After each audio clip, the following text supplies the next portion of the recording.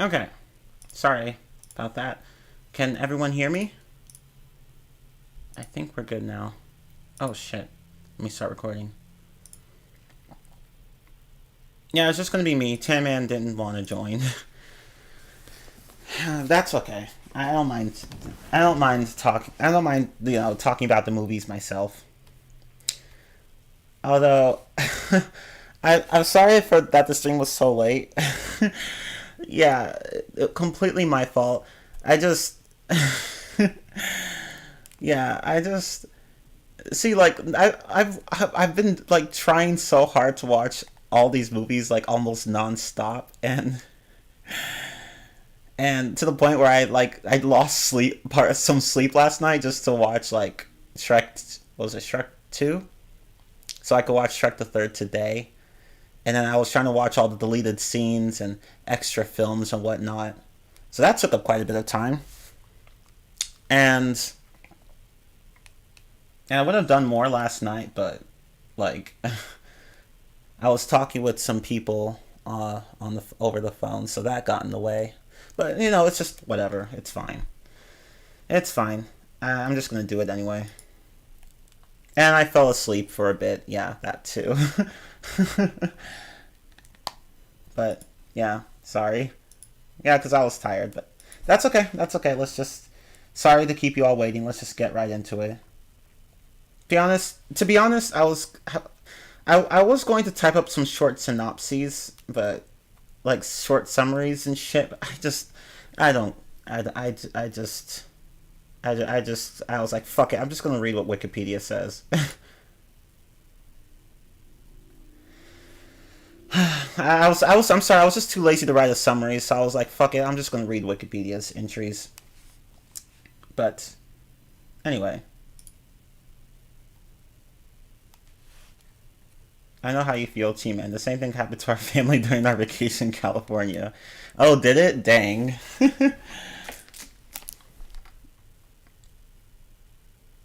Yeah. Like, I'm sorry, but like my motivation kind of fell low today. I could have done this on time, but shit, just I was. There were just some moments where I was. There have been moments in the last few days where I was just like, I'm not gonna bother. But no, but I got everything done, and I'm only 2 hours late. But yeah, let's get started on the Rantstream for the Shrek movies. It's not going to be very long. Uh, I will comment on the movies as well as the specials. Yeah, I have the Ultimate Collection for Shrek, so I watched all the shorts, and I also even have the Puss in Boots movie and Shrek the Musical, which I forgot to include in the second slide. My bad. Let me just. But yeah, I watched all of all of it, except for the 5 episodes of The Adventures of Puss in Boots, because I really do not give a shit about that series. But hold on, let me. I did not add the musical. That's embarrassing. Not really. No, 2008. Okay, so let me just.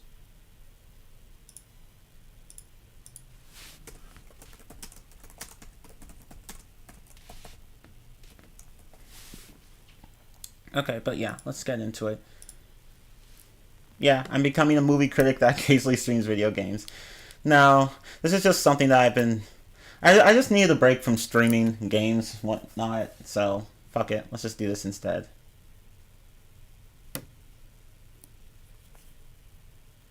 Your sleep schedule's been thrown off. Dang, I'm sorry, Thomas. Kind of like me. Oh, Maple, are you turning into one? Huh. But yeah.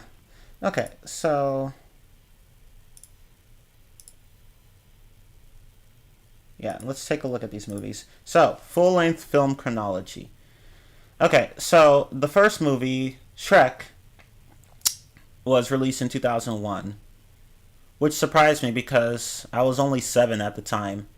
Like, and I some like around 7. So So I don't even I remember watching it as a kid, but I don't even remember if I watched it in the same year. Probably a few years after. I don't know.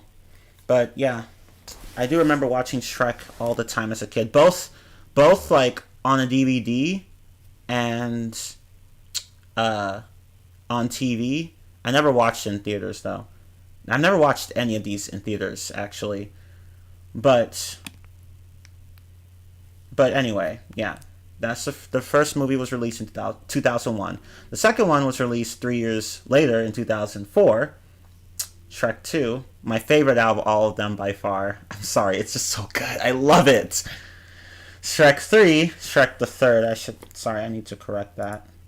It should be Shrek the Third. It's technically Shrek 3, but the proper name is Shrek the Third, which was released in 2007, the movie that nobody wants to remember.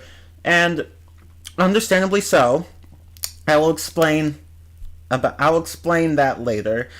Uh, and there's Shrek the Musical, uh, which is, of course, I mean, as the name outright says, it's a musical adaptation of the first film.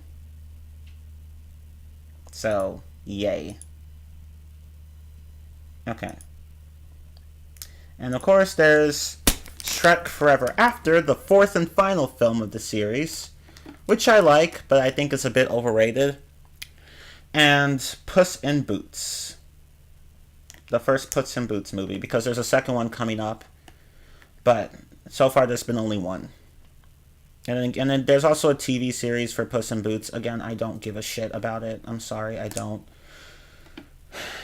I barely cared for the Kung Fu Panda show, and I don't even care about the Puss in Boots show.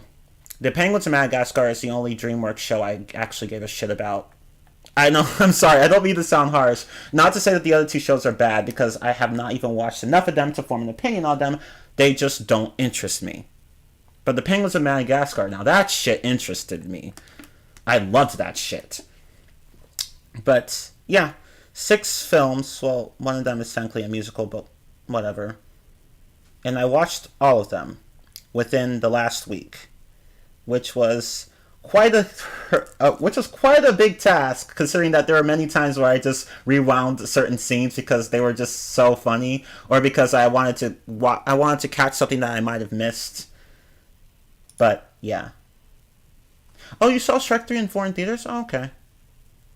You were only 4 when Shrek 1 was released. Oh, that's true. You were. I watched the first Shrek a lot as a kid, but it's only until now to where I understood all the adult references to it.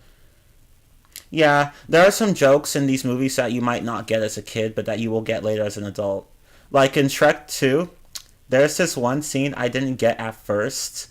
You know, where Puss, Shrek, and Donkey, they all get caught by the far far away police, and they're getting locked up, and one of the guards finds what catnip on Puss. It was basically a reference to weed. It was a drug reference, and I I didn't realize that as a kid, until like until after a few more rewatches, and I was like, oh.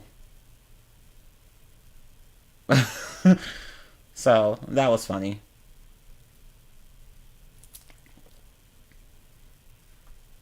And yeah, the mild swearing, which I remember as a kid, there was quite a bit of swearing in these movies. Not like a whole lot, but enough to be memorable.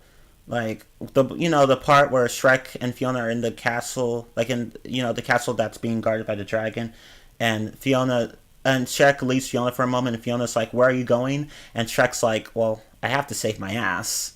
And of course, he was referring to Donkey, but it was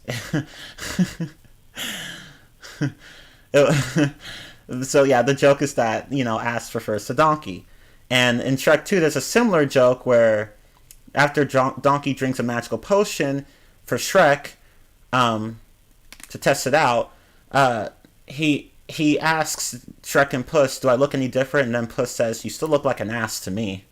And again, there's that double meaning. So yeah, quite a bit of swearing in in um in those movies, which and those swear words actually ended up being censored out on television. Like I watched Shrek 1 and 2 on television a few times, and those swear words were actually censored out. Like they were silenced. And I was like, guys, they're not, they're harmless words. They're harmless words. Calm the fuck down. They're harmless words.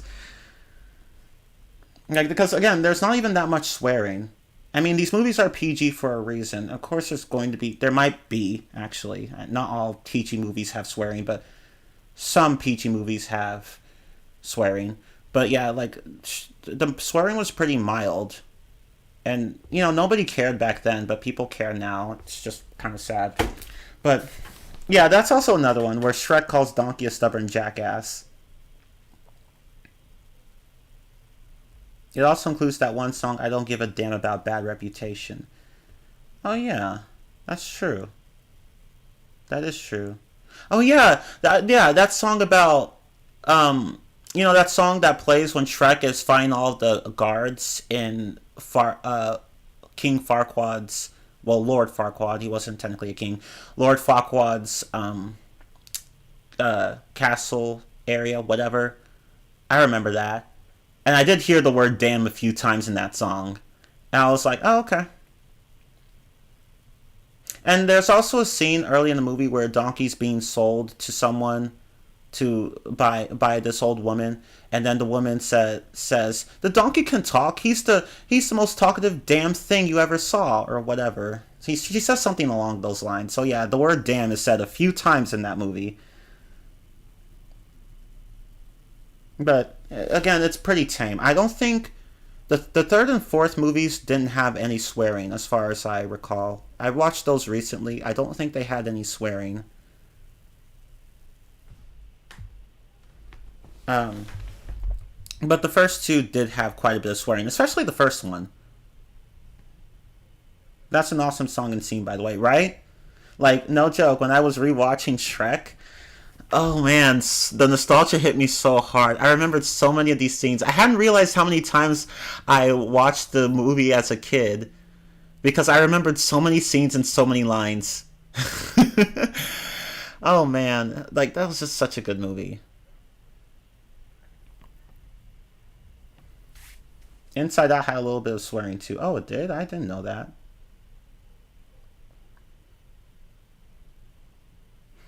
And as far as I recall, Turning Red did have a reference to stripping at one point, which surprised me. It didn't bother me. It just surprised me. Pixar just didn't give a shit with that film. But regarding all the taboo shit. But yeah. Oh yeah. Yeah, when Donkey's talking to Shrek about certain foods and how, I think, parfait. He was talking about parfait, like how it's the most delicious thing on the whole damn planet.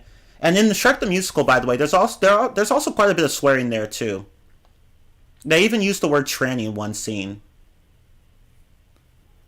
which is technically a slur, but like in that context, it was nobody cared because it was not meant to be offensive. So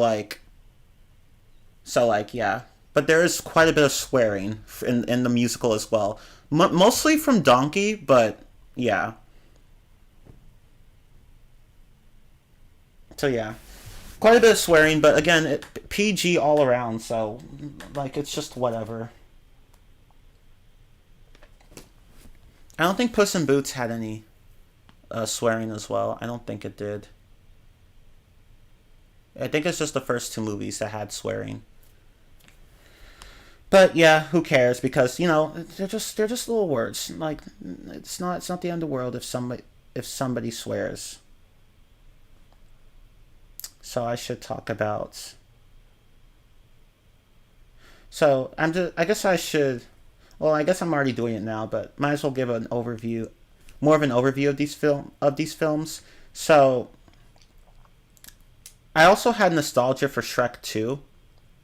Because again, I rewatched it recently, and so many memorable scenes and songs. Especially the segment "I Need a Hero." That shit will always be a bop.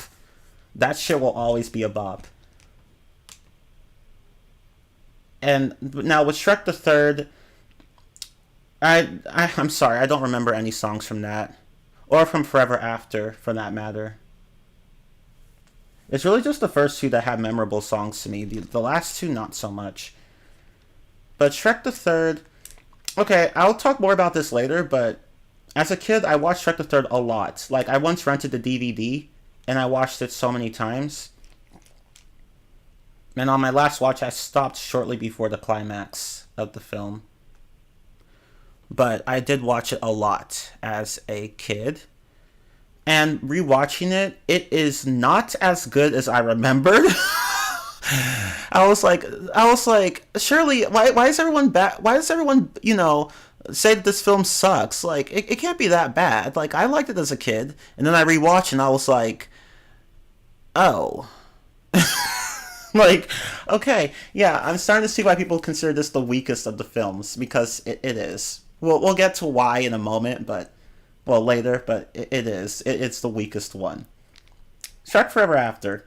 Definitely better than Shrek the Third. It's actually a good film. Like, it's not bad at all. I don't like it as much as Shrek 1 and 2. To me, those will always be my favorites, especially the second one. But Forever After actually comes close. They're all good films. 1, 2, and 4. It's just 3 that drags everything else down.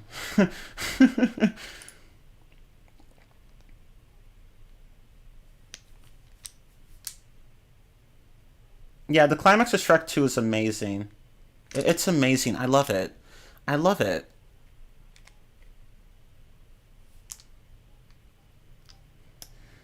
And there's Puss in Boots, which um it's my least favorite out of all these films, if I'm going to be honest. It's better than Shrek the Third, but I don't think it's as good as the other Shrek movies, if I'm going to be honest. I liked it. I liked it. Don't get me wrong, but honestly, I feel like it could have been better. Like, it's decent, but it could have been better. And there's the musical, which I actually really liked. I actually liked the musical. I know a certain YouTuber by the name of Shafrillis Productions. He outright hated it, but I liked it. Like, I liked Shrek the musical. Now, with the musical, see, since it was an adaptation, they changed a number of scenes from the original movie, the first movie, as well as, like, adding other scenes. Like, the whole thing is 2 hours and 10 minutes, including the credits. Um, somewhere around that, amount of time. But, yeah. I liked it. They added some scenes here, deleted other scenes, changed some scenes around, but overall it was pretty nice. I've only seen Forever After one time, but I remember finding it incredibly meh, even more so than Shrek the Third. That's fair. Yeah, to be honest, Forever After doesn't really impress me either. Like, I'm surprised people are just impressed by it. I'm like, it's a nice movie, don't get me wrong, but like, it's not. It's good. It's actually a very good film. It's just that, in my opinion, anyway, it's just that the first two, I just like the first two a lot more. I just do. And yeah, like on my first watch of Shrek the Third, I absolutely loved it. But on my first watch of Forever After, I liked it, but I wasn't super impressed by it. Like, it's just hard to explain. But I found it slightly underwhelming. And there's Puss in Boots, which was nice, but I felt like the story could have been better. And there's the musical, which I liked a lot. But let me talk about the side. Let me talk about the specials, the television specials, short films, whatever.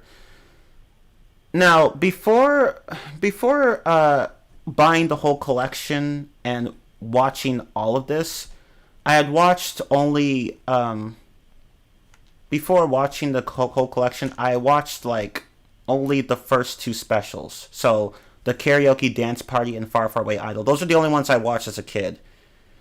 Everything else, everything else was completely new to me when I started watching them. So I will say that overall the specials are kind of lame. Like, I'm sorry, they're just like, well, not all of them. That's not fair. I'm sorry. Some of them are lame. Some of them are okay. Some of them are lame, and some of them I actually liked. So it's a mixed bag, if I'm to be honest. So, the Karaoke Dance Party, you know, I liked it as a kid, but rewatching it as an adult, I've just found it cringe. I found it cringe. I'm sorry, I just found it really cringe. The same could be said for Donkey's Carolyn Christmas-tacular. I found that cringe as well. The Pig Who Cried Werewolf, that one I actually kind of liked. Thriller Night, kind of cringe. It's just a parody of Michael Jackson's Thriller, obviously. It's not that entertaining. Shrek's Yolog. Now, this is not even an actual film or whatever. It's just one of those, you know, videos where there's just a static background, like a camp, like a fireplace or some shit, with occasional shit happening. Like it's basically a screensaver, if you could think of it that way, or whatever those things are called. It's not an actual special, although there are a few funny scenes in it. But like I didn't bother watching all 30 minutes on the DVD. All I just did, Blu-ray disc technically, but all I just did was like go to YouTube and just skip forward until something happened, which is what a lot of people did, because I'm like, I'm not sitting here for 30 minutes watching this shit. Sorry. But yeah, I mean, if you need something in the background, then it's fine. But that's really all it is. It's just something just something to play while you're doing something else. Scared Shrekless, that one was okay, I guess. Shrek the Halls was better though. I actually liked Shrek the Halls. Scared Shrekless was kind of eh, but Shrek the Halls was actually nice. I liked that one, and it had a nice moral. And Far Far Away Idol, I actually like this one too. This one's actually a lot better than Karaoke Dance Party, I will tell you that. There is one thing I don't like about it, but I'll like cover this shit in more depth later. Just a general overview. But anyway. Oh, you've seen the first 3 short films, but not any of the others? Yeah.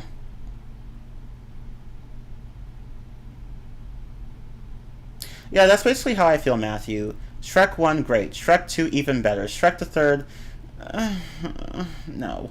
And Shrek Forever, past, serviceable. But, anyway. I don't know, I'm sorry, but Shrek Forever is technically a good film. It just did not impress me. I don't know why, it just didn't. But, let's talk about the first film. I'm just going to read a synopsis from Wikipedia. I don't care to type one up. It's just a waste of time to me. And I was just lazy, so... Anyway.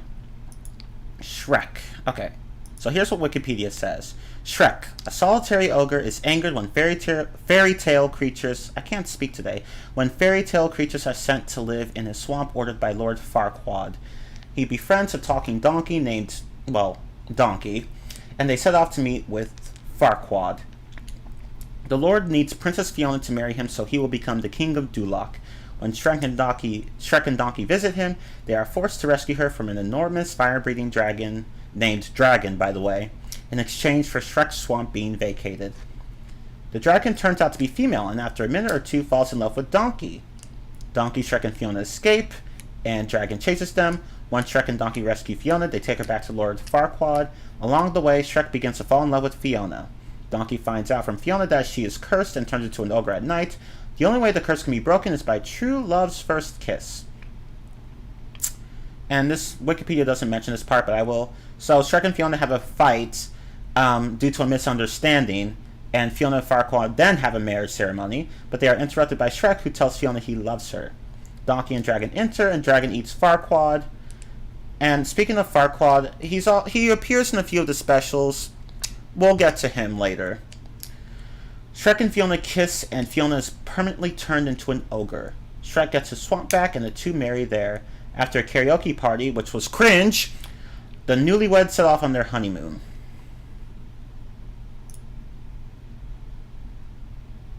Okay, so that's basically the first movie. Okay, so positives. Well, what's there not to like? It's a great film. The animation, even today, even by today's standards, the animation looks good. The animation has aged quite well. I love the animation. Like, the animation has actually aged pretty well compared to Ice Age, which, I'm sorry, but when I watched the first film recently, I was like, the animation looks slightly dated. But Shrek still looks good to this day. It looks good. I love it. I love the animation. It looks as good as I remembered. But yeah, like DreamWorks really did well with the animation.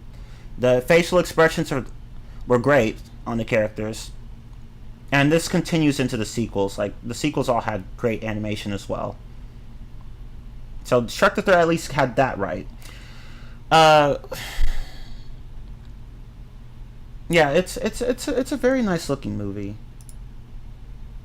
The memes. Yeah, Shrek the Third. This, I'm sorry, not Shrek the Third. Shrek 1 spawned quite a number of memes. I'm trying to remember. Let's see. I'm trying to remember, like. I'm trying to remember what one of them was.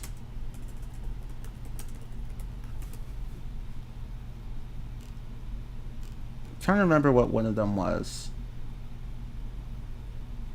But I know that this movie spawned a shit ton of memes.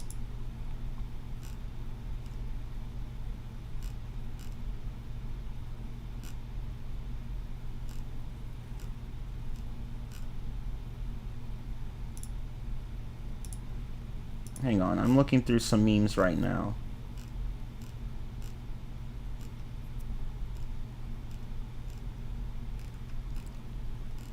Well, there's that one dinner scene in Shrek 2. Oh, no, I'm sorry. I should be talking about the first movie. My bad.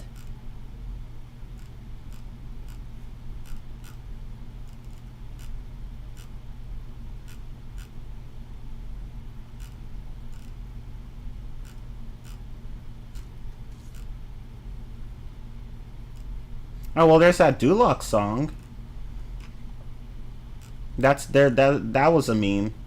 Especially the part where all the children, the wooden children sing. I'm trying to remember. Okay, let's see. Where. Oh yeah, so they sing, "Don't make waves, stay in line, and we'll get along fine. Duloc is a perfect place. Please keep off of the grass. Shine your shoes, wipe your face. They say face, but they make you think they're gonna say ass. So there's that one meme, which was funny. So that Duloc song is definitely one of them.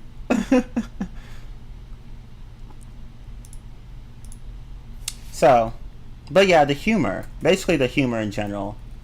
The humor in general is great. Especially like, who can forget that one scene where Shrek and Donkey are looking at Lord Farquaad's castle, and then Shrek is like, huh, that's a really tall castle. Do you think Lord Farquaad might be compensating for something? And I was like, okay.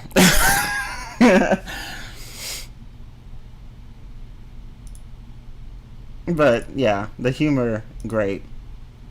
And I've already provided a few other examples, but, yeah, great humor. What else? The story was great. I liked the story of Shrek. You know, like, he starts off as someone who's isolated himself for a long time because, you know, people don't like ogres. But throughout the story, he learns to open up and to give people more of a chance, and to just stop letting people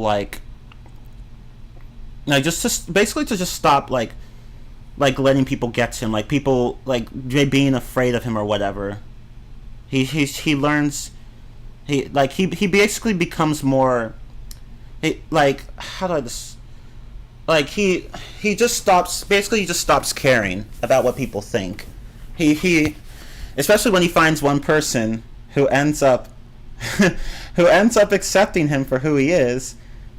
Like he even makes a reference to this in the film. I think one of the films, it was probably this one, how he was all alone and then Fiona came and basically saved him. So, yeah.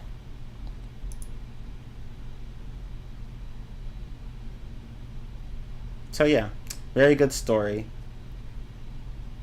Basically, a good moral about empathy and and trying not to and learning that there are people out there who will accept you for you. You know, like Donkey and Fiona, they accepted Shrek. So, if they can, like if they can accept Shrek, then maybe other people will too. And everyone in the end does end up accepting Shrek. And in the second movie, this expands further, where at first everyone in the far away kingdom started hating Shrek, but then they grew to like him. So, yeah, good story. And Shrek also learns a thing or two about friendship because, and I know Ice Age had a similar plot in this case, but Shrek at first doesn't treat Donkey well, but eventually starts getting nicer and nicer to him. He starts becoming nicer. I mean, so yeah, there's that too. Let's see what else. The music, iconic music. Come on, who could forget any of the tracks in Shrek? Like, there's so many good tracks. I remember so many of them. Like that song, I don't give a... What was it called? I don't give a damn about bad reputation. I don't give a damn about bad reputation. I think that's what it was called. And the Hallelujah song. And of course, who could forget about the song, Hey Now You're an All-Star? Shrek made that song popular. Like, who could forget about that song? Like, the music is just so iconic. I love it. Even the karaoke dance party was memorable. It's cringe in my opinion, but it's memorable. Because when I rewatched, I was like, oh, I remember some of these segments, because it's basically a medley of multiple popular songs. So like, Who Let the Dogs Out? What else? Burn Baby Burn. No, actually that was in Shrek 2. I'm sorry. Well, it was a medley of songs.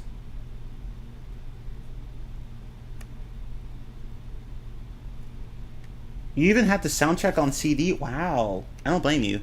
I even remember the first credits song.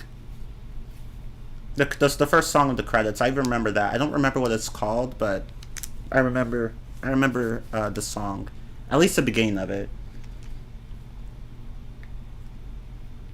So Shrek was supposed to be voiced by someone else, but then but then you know, they had to go with someone else. Okay. That makes sense. I didn't know that, but that makes sense. But yeah, very good music. And there's also some iconic music in Shrek 2 as well, but we'll talk about that later. Okay, so we talked about animation, humor, story, music. What else? What other bullet points have I not touched? The characters are great. I love Shrek. I love Donkey. I love Fiona. Lord Farquaad as well. Although Lord Farquaad didn't have much of a presence in the first film. In the musical, he had a lot more... He had much more of a presence, and I actually like his character a lot more there. But, yeah. So, great characters. I love all the characters. And I like all the side characters as well, and they get more screen time in the sequels, so it's nice seeing, and even in the side specials. So it's always nice seeing them.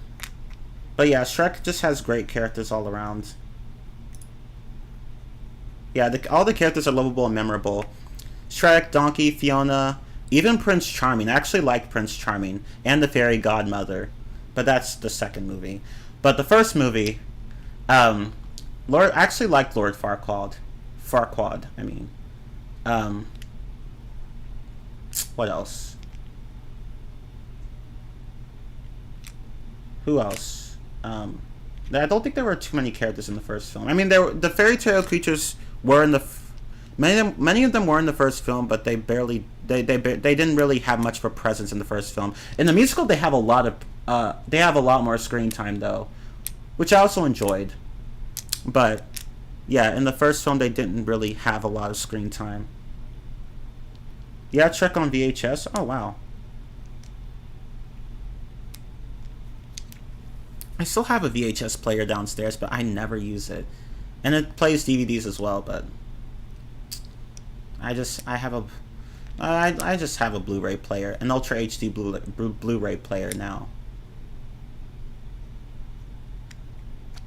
as well as my Xbox One, and yeah, I'm not even sure if the PS4 can do 4K, but I know the Xbox One can. But anyway. But yeah, I also loved all the side characters: Pinocchio, Gingy, the 3 blind mice, the big bad wolf, the 3 pigs, the three little pigs, who, by the way, also have German accents. But unlike a certain character in Open Season, these characters are actually likable and funny. Not that annoying wiener dog from Open Season, who also has a German accent, but is basically a discount version of the three little pigs from Shrek. So, fuck him. Anyway,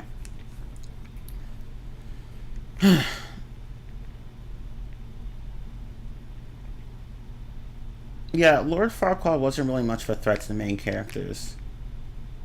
Like, he shows up at the beginning of the movie and at the end, and he's easily defeated by dragons, so.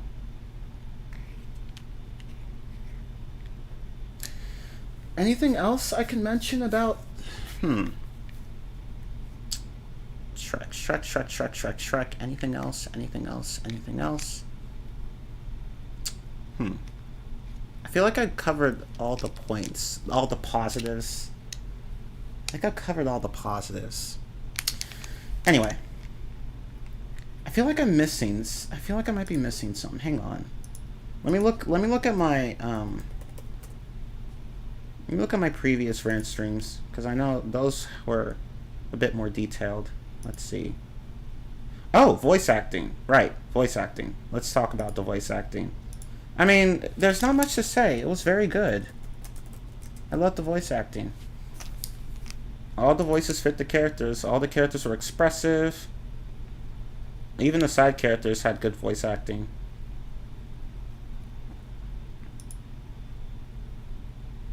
So, yeah. Not much to say on that. Anything else I can say regarding the positives? I don't think there are any. Now, the negatives. I can't think of any. I honestly can't think of any. Of course, the film's not perfect. I just can't readily think of examples. I can't.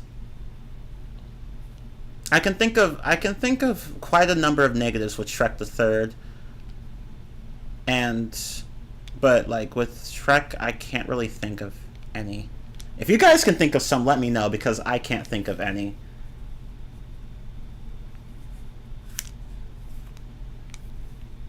Like, it's just because I know some people out there do have some criticisms of this movie, but I don't have any, because like it's just I just haven't been able to find anything bad about this film. Not that there isn't anything bad, it's just that I haven't been able to find anything bad, because I just really like the film.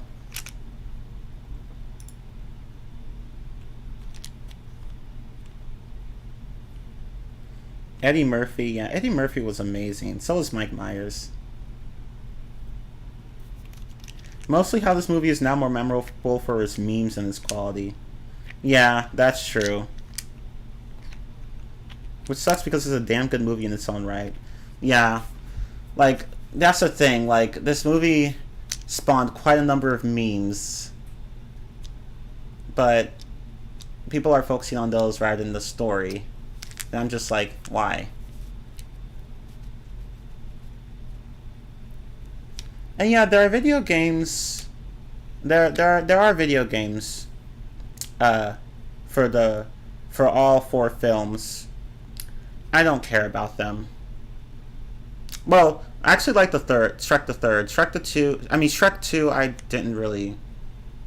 I played it and 100% it off stream.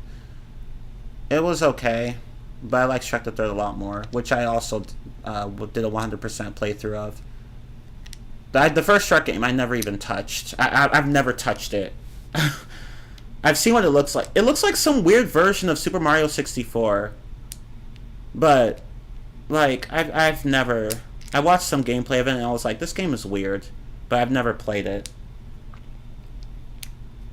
Also, Lord Farquaad wasn't all that menacing as a villain, to be honest, right? Which is what the second film does better. It actually had a much better villain. So Lord Farquaad was not very menacing or memorable. Like, he just didn't have much of a presence. That's the thing. Like, well, maybe memorable is not the right word. Let's say significant. He's not very menacing or significant. Because, again, as I said, he shows up mostly at the beginning of the movie and mostly at the end. Like, he does very little in between. In between those points of time. And he wasn't very scary either. He wasn't like the fairy godmother. The fairy godmother is one hell of a villain. She's just she is just so much better than Farquaad in so many ways. Even Prince Charming in the third film was a better villain than Lord Farquaad, and that's saying something. And I'm just gonna be honest. Like, even the third film had a better villain, and the fourth obviously had a great villain. Although I think Fairy Godmother is still the best villain out of all of them. But yeah.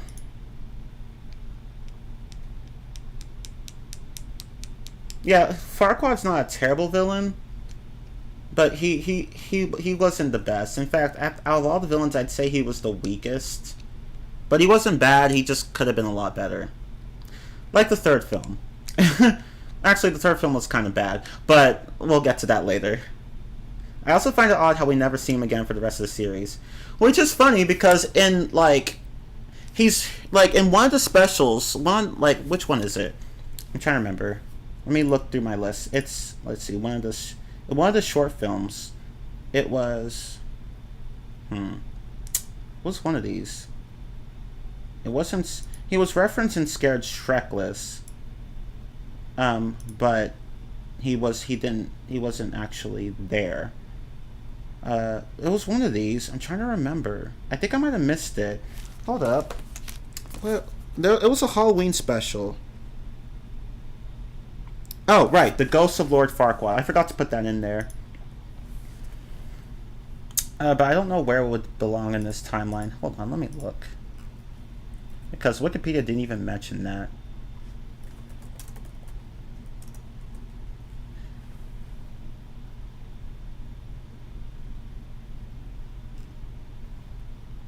Hold on. But yeah, the Ghost of Farquaad, Lord Farquaad. Like, 2003. Okay. So it takes place shortly after the first film. And you do see, and he does make an appearance there. He tries to kidnap Fiona and kill her so that she could join him in the spirit realm. He's a ghost, of course, and his personal guard Thelonious also makes an appearance here. So, like, Fiona gets captured by Thelonious, who takes her to Lord Farquaad, and Shrek and Donkey go on this chase sequence, and Lord Farquaad sends a stone dragon after them, but Donkey's wife comes and rescues them, and outflies the stone dragon, who ends up having its wings, like, destroyed because it was grinding against rock or something like that. It was going through a narrow opening, that's why. And it couldn't retract its wings. But, yeah, and then Yeah, and then they're on a waterfall or some shit. Like Fiona gets sent on a raft like over a waterfall. Um, Donkey and Shrek try to save her. They all fall along with Thelonious, who catches a branch and tries to catch the others. He catches them, but the branch breaks, and then they all fall. But then Dragon saves them, and then Dragon like shoots out a fireball at Lord Farquaad, destroying his ghost or whatever. I don't even know how that fucking works, but yeah, and then Shrek and Fiona go back. They were on their way to a hotel, a honeymoon suite or whatever. They get there. The other fairy tale creatures are waiting for them, but they was like, fuck it, we're all gonna have a party, and that's how the fucking thing goes. But yeah, 2003. But yeah, you see Lord Farquaad there, so they did make a short film featuring him and his personal guard. It was okay. It was entertaining enough, though they make quite a number of jokes that don't quite hit. Yeah, a lot of the specials here had that problem. I'm sorry, but the movies are funnier. The movies are just funnier than the specials. But yeah, you do see Farquaad there. But after that, you don't see him again.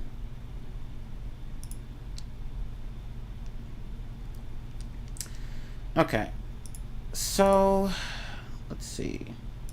Now let's talk about Shrek 2. But overall, Shrek was a great film. The first one was a great film. The second was even better. Oh, I love the second one. Okay, let's talk... Oop, my bad. Let's talk about the second film. Yay!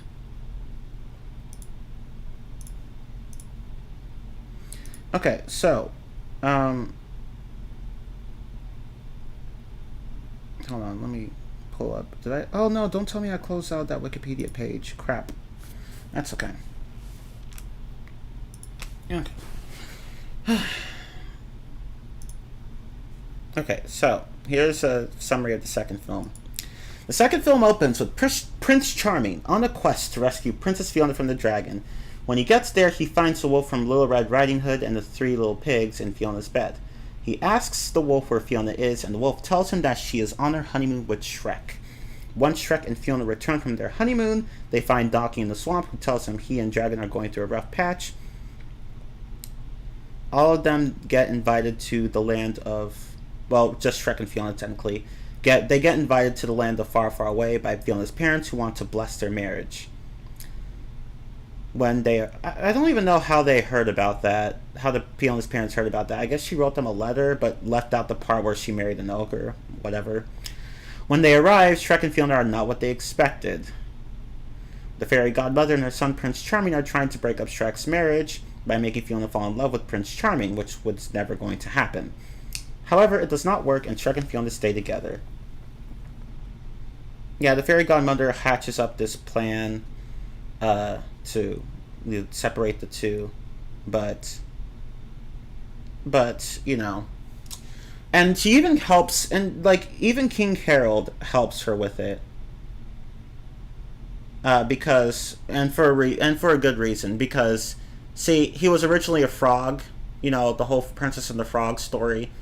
He was originally the frog, and he fell in love with a human, but he wanted to be a human, so fairy godmother turned him into one, but now she's holding that against him. Like, she's actually has a lot of people. She actually has kept tabs on a lot of people. So, and King Carol is just one of her unlucky victims.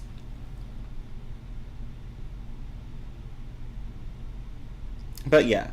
And Puss in Boots appears in this film and joins Shrek and Donkey. And they kind of break into Fairy Godmother's cottage to get a love potion. Shrek and Donkey drink the potion, they become quite beautiful. Shrek becomes a beautiful human who's on par with Prince Charming in terms of looks. and um, Donkey becomes a horse, a white stallion to be exact. And since Shrek drank the potion, it also affected Fiona, and she woke up and became human. She reverted to her human form because if you remember, she was originally a human, but the witch some witch put a curse on her that made her an ogre at night. So she became an ugly green werewolf. If we're gonna, that's basically the story. But yeah,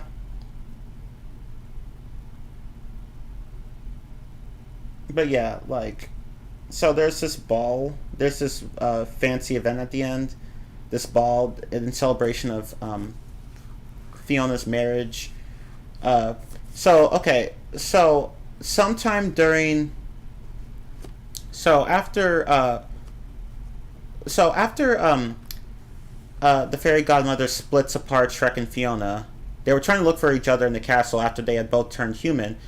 And fairy godmother traps Shrek in the room, and Prince Charming pretends to be Shrek, and meets Fiona, and then they walk away with Shrek just trying to get Fiona's attention from a distance. And then fairy godmother's like, "There's no point, fam. They can't hear you."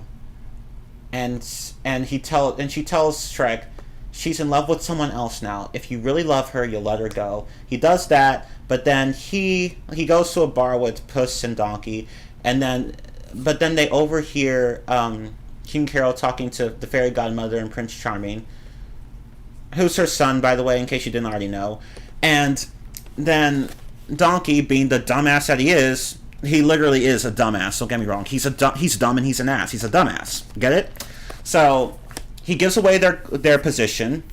Fairy godmother chases after them. They all get arrested. The fairy tale creatures, the side characters, some of them anyway, they break Shrek and the others out of prison, and then there's this awesome sequence where after Shrek and Gingy made one giant gingerbread man to go and so that they could storm the castle. Yeah, there's this really awesome musical number for the song "I Need a Hero." Jennifer Saunders can really sing. I love her. There's Julie Andrews was also a famous singer in this film. She was the voice of the Queen, but you don't get to hear her sing. Sad face. Anyway, she was in The Sound of Music, for those of you who didn't know. Let's see. Oh yeah. So after this action sequence, Shrek tries to stop the fairy godmother's plan. Charming and Fiona were just about to kiss, but Shrek and the others show up. They try to grab fairy godmother's wand.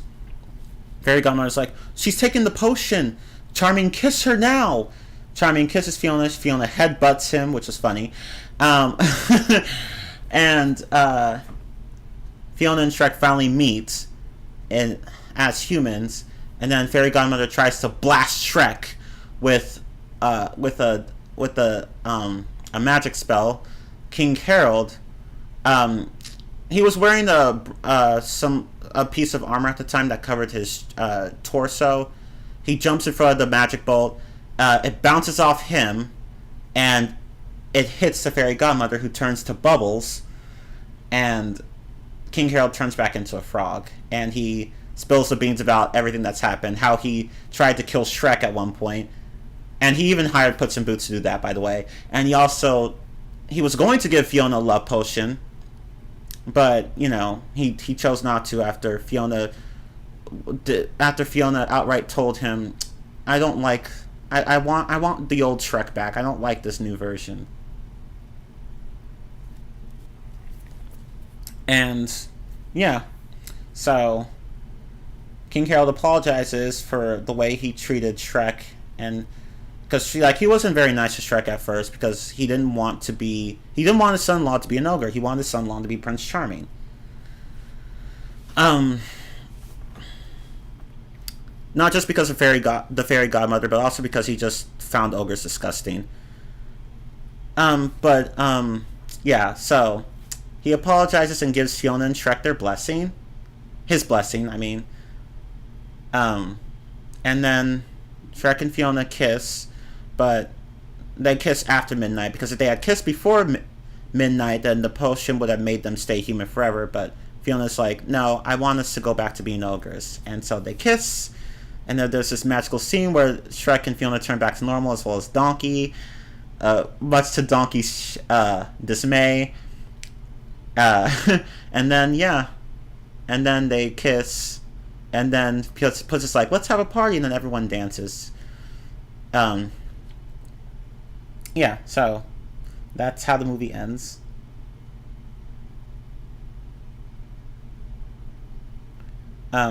By the way, that scene where Shrek and Fiona turn back to ogres, the video game completely botched that scene. Like the video game made that scene look really fucking weird. Like just go watch it. Go watch the ending of Shrek 2 the video game and you'll see what I mean. Because they messed up such a good scene. Like how do you mess up such a good scene?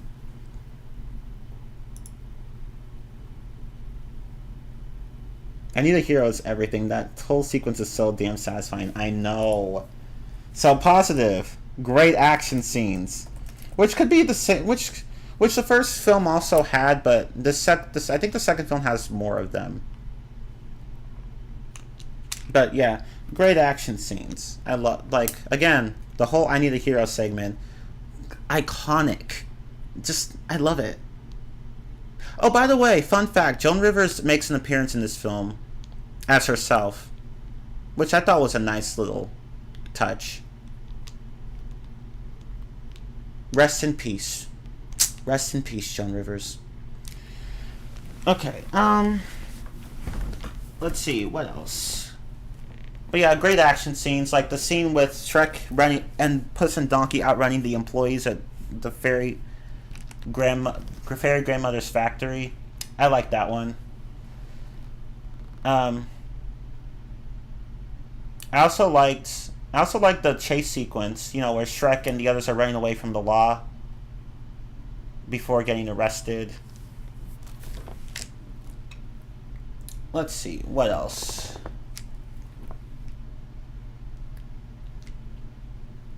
I also like Puss's introduction.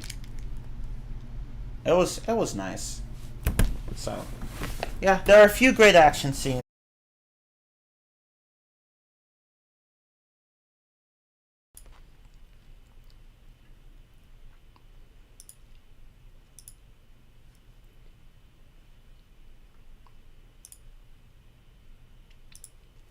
Okay, sorry about that. Like my fucking, I don't know, something disconnected in OBS Studio. But anyway, okay, so there are great action scenes in the first Shrek film. So like Shrek fighting all the guards at in Lord Farquaad's castle, Fiona kicking the shit out of all of Robin Hood's men. So yeah, the first had great action scenes, and the second as well. Okay, so what else? Great animation. I mean, it's a Shrek film. Of course, it's going to have good animation. Like the animation is just as good. It's just as good now as it was when I last watched it. It's just so good.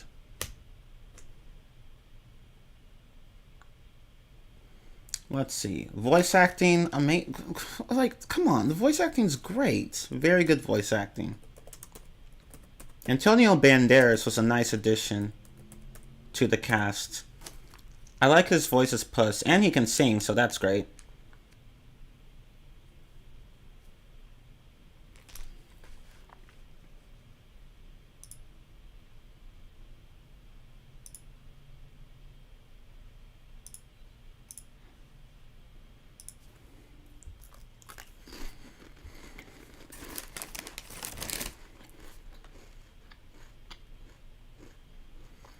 Okay, let's see.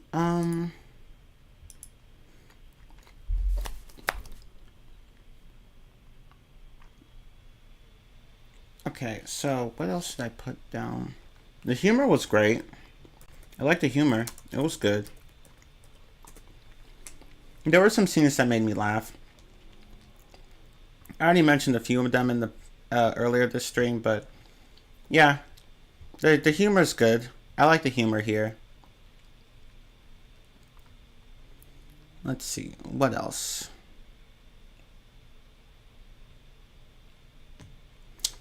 Again, great music. I love it. Who could forget about Funky Town? Or I Need a Hero? Like, those were iconic songs. Just iconic songs.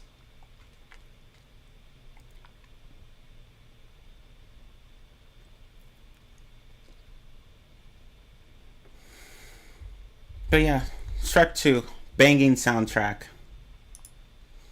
Not much I can say really. Like it's Shrek 2. Of course, everything's going to be great.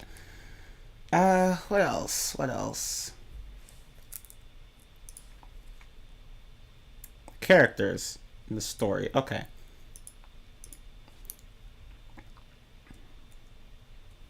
So, honestly, I just absolutely love the characters here. They're all great. The side characters, the main characters, the villain. I love everyone in this film. I love the fairy godmother. She was a good villain. She was a bitch, but she was a bitch that was written well. And I like the portrayal of her son too. Although he becomes a complete joke in the third film. And I'm not quite sure why. Like it kind of doesn't make any sense, but we'll get to that later.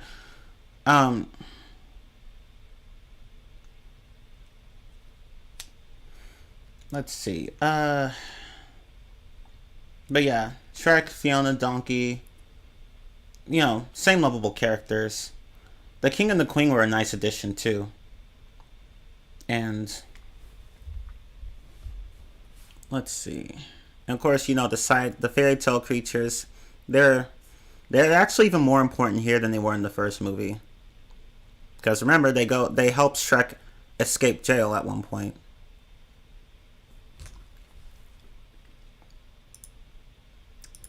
So yeah, let's see. Anything else? Oh shit. Oh no, that's not good. Oh well, fuck it.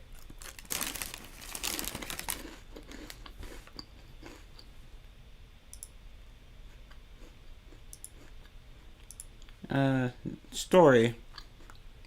The story was just as good as the first one, in my opinion.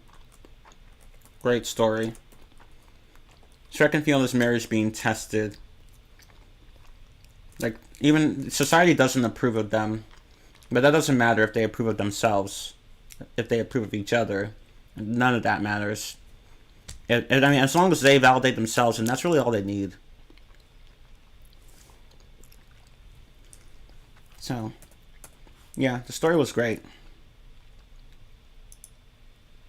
Again, similar moral to the first one, where, you know, it's just about self-acceptance.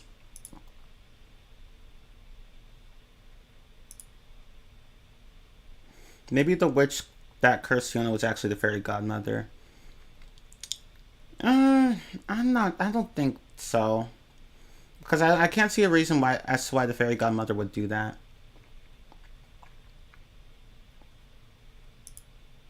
But who knows? I could be wrong.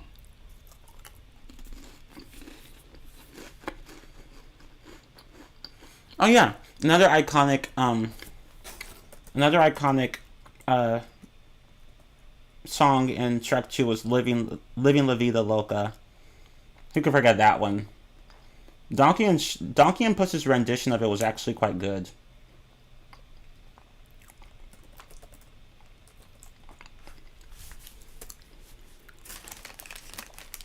Oh yeah, I forgot about one of the songs in Shrek 1, I'm a Believer. That shit was a bop. See, Shrek 1 and Shrek 2 have such iconic songs. So, what about the negatives? We talked to... Let's see, we have multiple positives here. Basically the same as the first list. Negatives. Are there any negatives I can think of?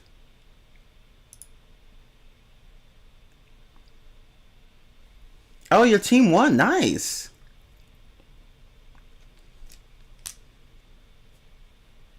Oh yeah, the pop culture references were great. Like the callback to Cops and Mission Impossible. Those were great segments. It's like instead of cops, you have knights. So again, and there was even a drug reference during that segment, the night segment, where somebody found catnip in Puss's boots, and Puss was like, "Oh, that's not mine." I'm like, "Ooh, Puss, you smoking weed? You smoking weed? You smoking weed?"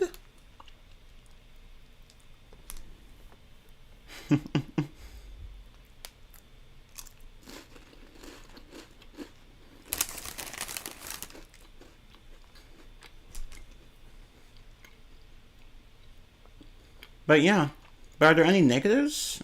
Um, hmm. Damn, I'm sorry, I just can't think of any. I could barely think of one for the first movie. I can't think of any for the second. Can you guys think of any? Because I can't, honestly.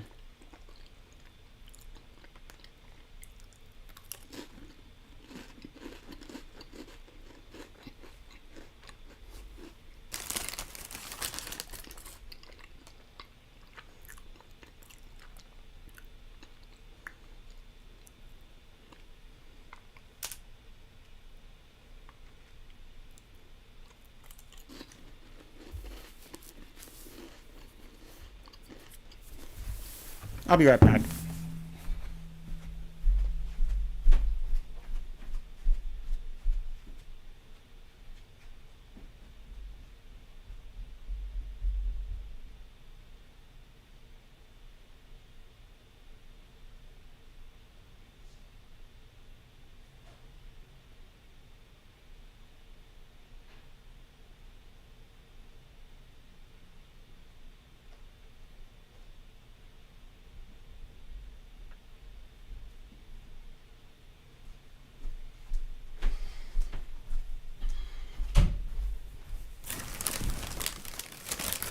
Okay, so negatives. I'm sorry, but I just can't think of any. Shark 2 is basically Kung Fu Panda 2. I just can't think of any negatives. Both movies are just amazing.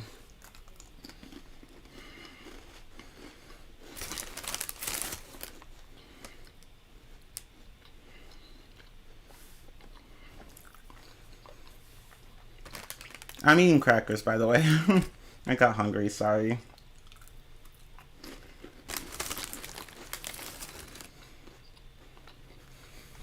I just can't think of any. This was a really, really good film. I guess we can just skip this and go right to the third.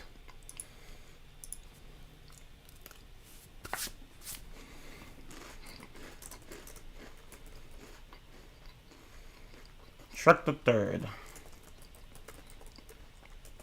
Okay, now this is the one that people hate the most, and I can't remember which, like I think it's either Netflix or Hulu. I don't know. There's some video service online that lists like only the first like 1, 2, and 4 movies, 1, 2, and 4, but not the third one, which is quite telling. Um, but yeah. So Shrek the Third. Okay, let me go ahead and cover that really fast. Let me cover the summary. Okay, so Shrek and Fiona are so you know the King Harold is sick, and so Shrek and Fiona have to take over the kingdom until he can recover. So they're basically substituting for him. But unfortunately, the king's illness turns out to be terminal. And the king says that Shrek is next in line for the throne, but Shrek doesn't want to be a king because he tried to be one and it just didn't work out. So he asks the king if there's anyone else who could have the throne, and the king mentions Fiona's cousin, Arthur Pendragon. You know, like the story of King Arthur. Yeah, same person. Um, so Shrek's like, okay, let me go find this King Arthur. So he takes Puss and Donkey with him, and they go off to find Arthur. Oh, but before that, you know, King Harold has a funeral.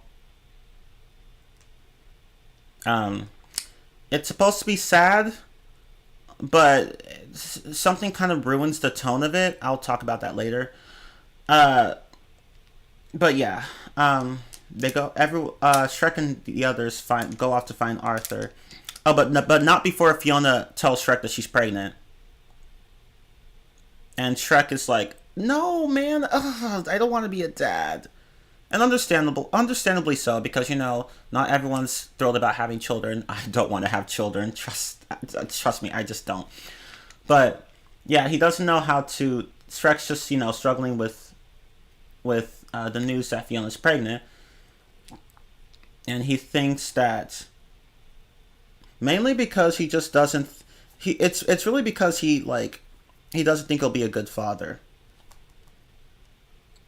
And children, and he thinks that he won't be able to take care of like he thinks that the children that any children that he and Fiona have will end up overwhelming him. He even has a nightmare about it.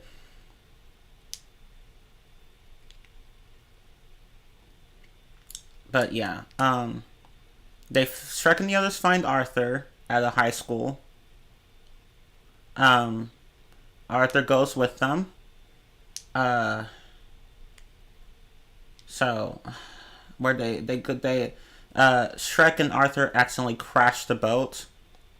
That and they end up on this island owned by Arthur's former magic teacher Merlin. Oh, and meanwhile, Charming. So remember, if you remember Prince Charming, he lost his mother at the end of the second film, and he's basically a loser in society now. He tries to have a musical a career in musical theater, but it's just not working out for him. So so he decides to get his revenge on Shrek and everyone else by taking the throne for himself by force.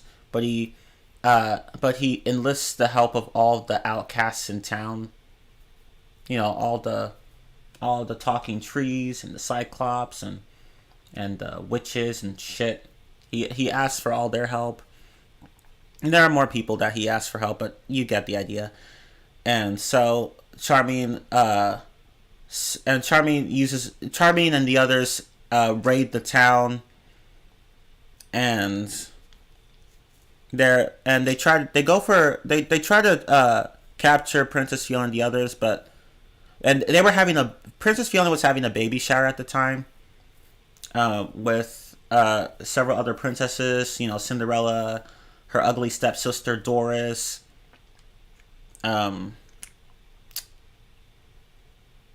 what else? Oh yeah, Snow White, who's a bitch in this film, by the way. Um, oh yeah, Fiona's mother, of course, Sleeping Beauty, and Rapunzel. So, oh, and Dragon's there too. Uh, so as well as the fairy tale creatures, Pinocchio, Ginty, and the others. So they're all having a baby shower. Prince Charming literally storms the place, and the princesses get out while the fairy tale creatures barricade the door, to give the princesses time to escape. The plan works, but then one of the fairy tale creatures does something stupid and tells Charming where the what Shrek and the others are up to, trying to find a new king, trying to find a person who could become king. So Charming sends some of his goons to kill Shrek and the others. They fail. Um, they came close, but they failed. And yeah, and Prince Charming finds the princesses and locks them up.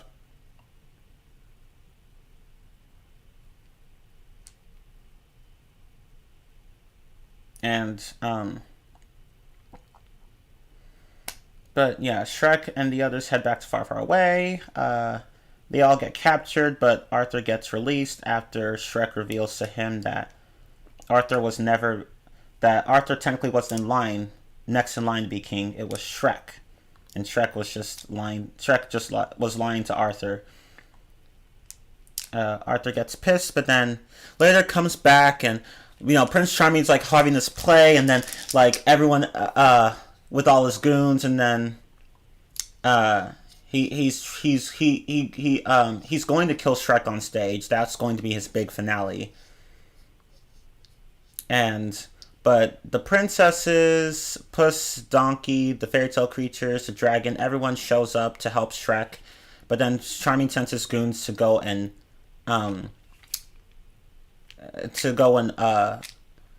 to fight the others. They all get overpowered, but Fiona and her friends, I mean. But Arthur comes in and saves the day by giving a passionate speech about how the villains can do so much better than what they're doing right now. And then the villains are all like, you know what? Fuck it. Let's stop this madness. They do that. Charming tries to... he grabs a sword on stage and tries to kill Arthur. Shrek stops him. Prince Charming tries to stab him instead, but apparently is so bad with aiming with his sword that he literally just stabbed Shrek's armpit, so Shrek wasn't affected by it at all. And I'm like, how do you miss? And then Shrek, tells him to fuck off, throws him back, and then Donkey's white dragon like knocks over a tower, and presumably Charming is killed by the tower falling. And then Arthur becomes king, and then I forgot what happens after that. Oh yeah, Shrek and Fiona have babies sometime in the future, like not very long after that play. And Donkey, Puss, fairy tale creatures, and Fiona's mother come to the swamp to visit. And yeah, that's how the whole movie ends. Okay.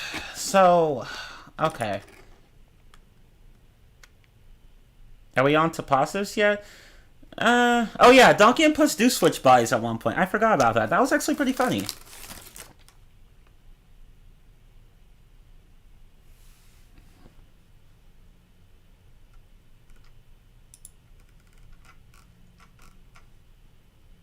But yeah, nice to see you, Tin Man.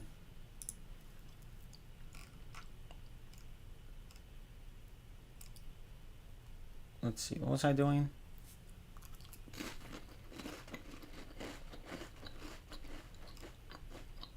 Oh yeah, Shrek does say that. He says at one point, all children do is eat and poop and cry when they poop and poop when they cry. Yeah, true. But he becomes a father and he's like, you know what? This isn't so bad. Okay. So, positives.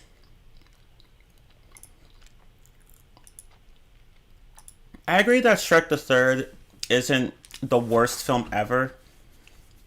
It's honestly better than whatever open season was, the series, to be honest. Really, the worst Shrek film is better than any of the open season films.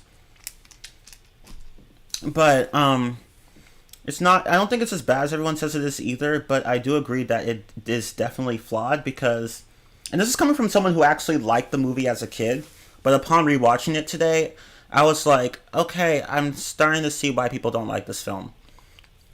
But let's talk about the positives. Well, for one thing, the humor is still great. The film is definitely funny. I think it might be the funniest out of all the films. So, the humor is definitely there. I think that's definitely one of the film's strengths, like the humor. The humor is definitely great. Let's see what else. The animation, great as usual. Like, not much I can say about that. Really, none of the Shrek films have bad animation. Not even Puss in Boots. But the animation's great. Um, Anything else? Music's not really all that iconic. There's only one song that I remember, and it plays when Shrek and I'm sorry, when Puss and Donkey are helping the fairy tale creatures escape, like because they were all locked up at one point by Prince Charming. Um,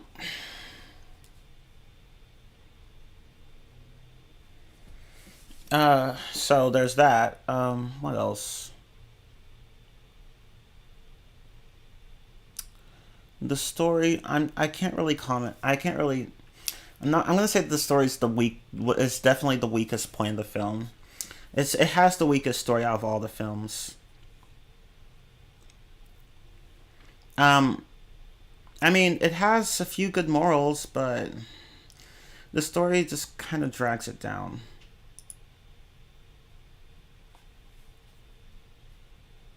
Oh, Blue! Hey! Yeah, I'm the same way. I don't hate Shrek the Third. It's flawed, but I don't hate it. Although I don't like it as much as I did before. After, like, yeah, that film kind of left a bad taste in my mouth. Yeah, the princess bit was fun. The princesses who kick butt. That was a pretty cool scene.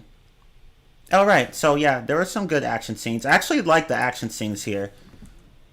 Like there like the scene where Shrek and his friends are ambushed by Prince Charming's men in the in the in the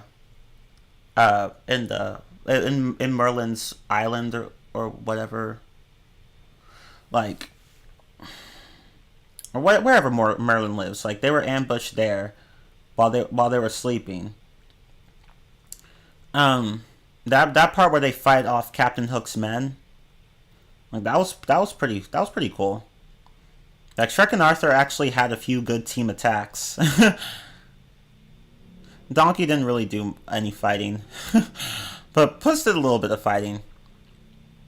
But yeah, that was a good scene. And of course the scene with the princesses just kicking ass, that was good too. Like, because at first they were just gonna stay in their prison cell and just wait for someone to rescue them, but Fiona's like, nah, bitch, that's not how we do it. Like, I know from experience, that's not how you do things around here. This time, we're gonna take action. No more passivity. And so that's what they did. They all kicked ass, even Sleeping Beauty. Oh, fun fact: Sleeping Beauty is actually a playable character in the third game, the game for the third movie.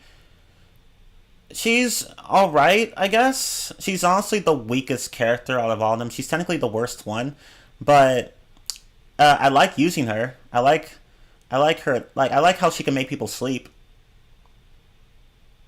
and how she has a special move similar to Puss in Boots move, where she can like make people stop fighting her. But unlike Puss, who just makes people stare at him because of his cuteness, Sleeping Beauty actually just makes the enemies like fight each other instead, because she puts her charm on them, like because she's just very pretty.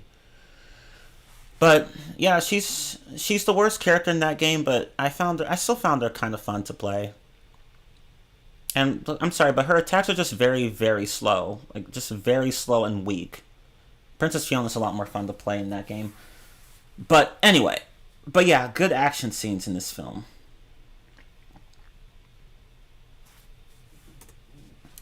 Let's see, what else? Yeah, Fiona was kicking butt while pregnant, right?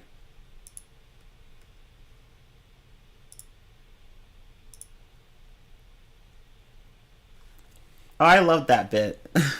where where Shrek and Fiona were interrupted by, I don't remember, some one of the employees in the castle or whatever.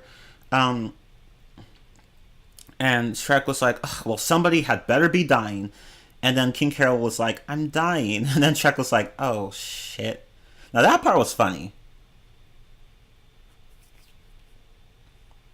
And of course, there was also the part where Prince Charming was trying, like during Prince Charming's play with Shrek, like bound in chains there on the stage. Like Shrek was just roasting him, and it was really funny. Like Shrek was at one point like, "Can you kill me? Can you please kill me and then sing?" I was like, "Damn, Shrek!" And the audience was laughing too. And Prince Charming was just getting so mad.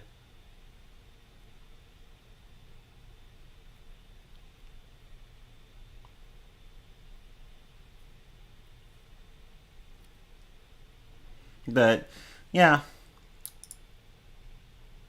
yeah, good action scenes, great humor, great animation. Anything else I can say? Okay. Hmm.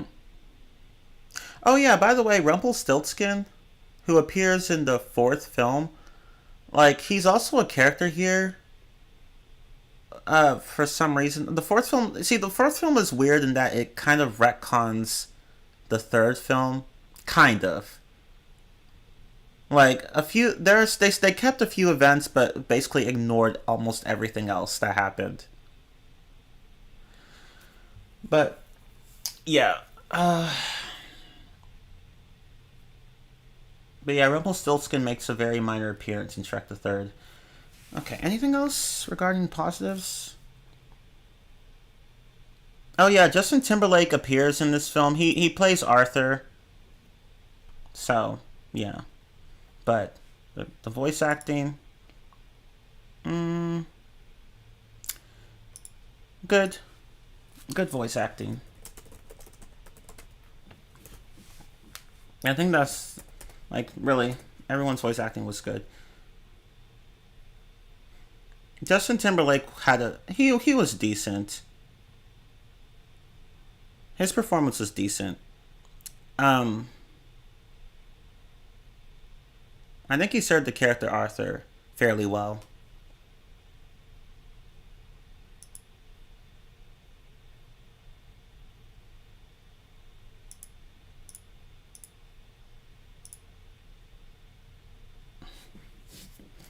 Shrek, I'm just messing with you, Charming. That's actually a very nice leotard. Oh, thank you. Do they come in men's sizes? I was like, Shrek, Shrek, how dare you burn a man alive on stage? How dare you? That's Dragon's job.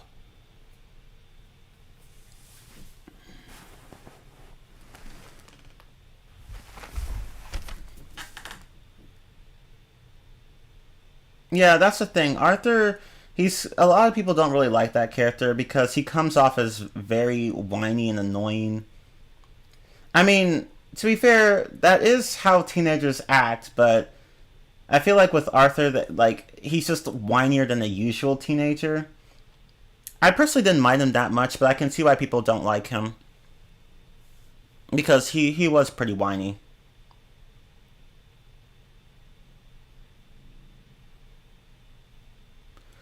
Um, but surprisingly, that whininess comes in handy at one point where he uses where he tells Merlin this sob story about needing to take his friends back home, and then Merlin's like, "Okay, fine, I'll do it." And then Shrek's like, "Oh wow, okay, look at you go." But yeah,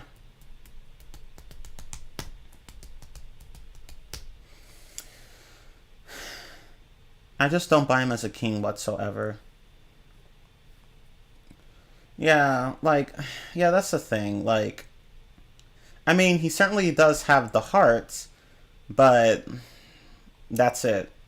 I mean, he's not bad looking, but it's like you don't really think of him as a king. But I honestly didn't mind him all that much. I thought he was okay.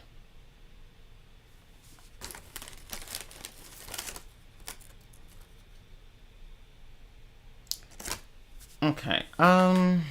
That's. I think those are all the good things I have to say about the positives. Now the negatives. Okay, let's talk about the negatives. Okay, so negatives. The story is largely irrelevant.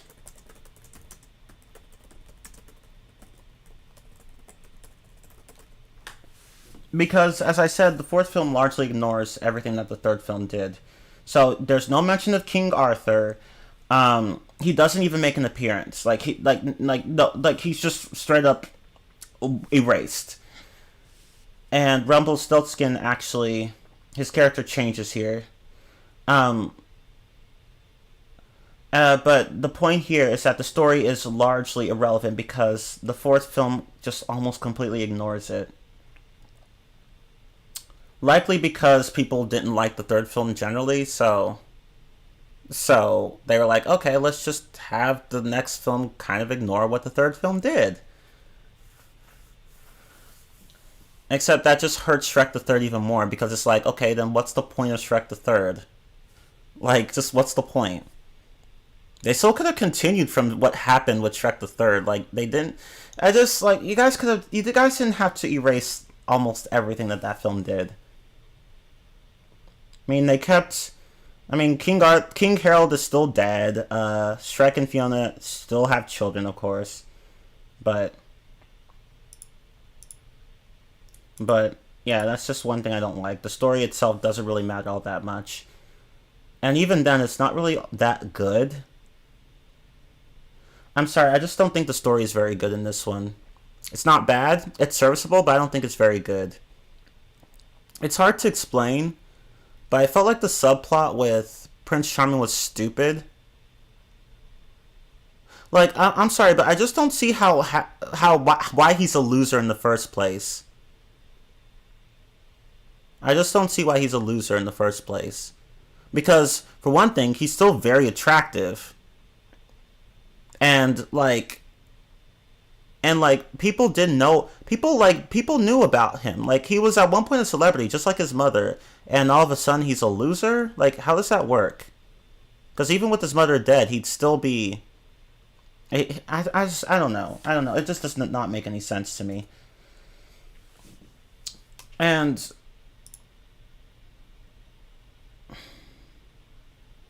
kind of like how Cars 3 ignored Cars 2. That's what I've heard. I haven't watched Cars 3, but that's what I've heard. Yeah, exactly. That's the thing. Prince Charming is too handsome to be a loser. Why is he a loser? It makes no sense. Like, see, what the writers should have done with him was to just have him, like, you could still keep the whole revenge plot thing. That's fine, but like make it so that Prince Charming is just who he just wants to target Shrek and his family specifically. You didn't have to make Prince Charming a loser because again it just doesn't make any sense.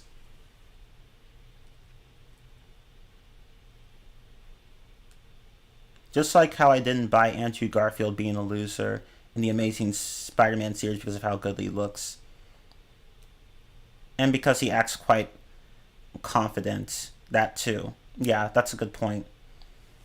So yeah, the story is kind of weak here.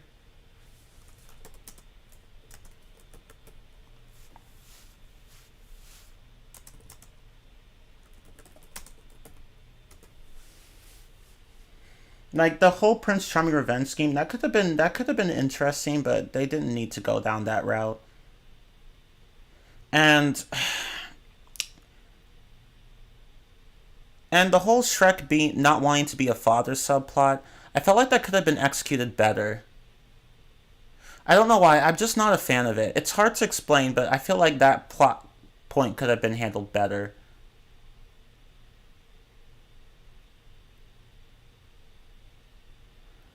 Um, or rather, maybe not so much the wanting to be a father plot, but actually no, that one too.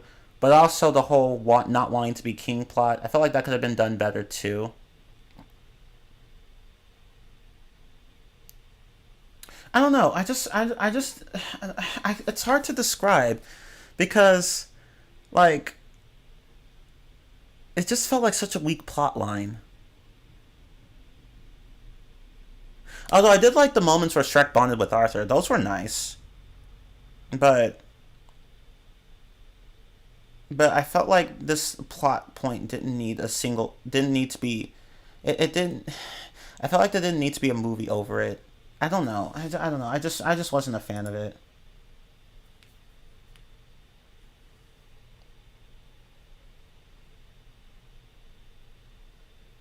Yeah, exactly. Prince Charming was better off as a side villain, like he was in the second film.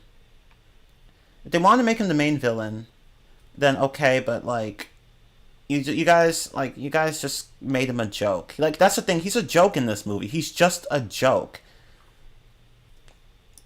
So, which basically brings me to my next point, which is just an extension of the previous point. The villain is weak. He's just weak.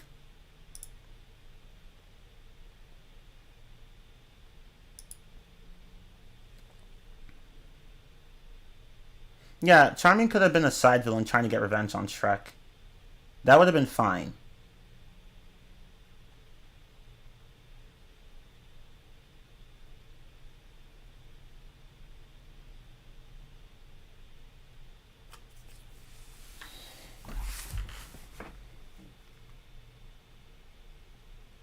Artie just snaps out of existence in 4, basically.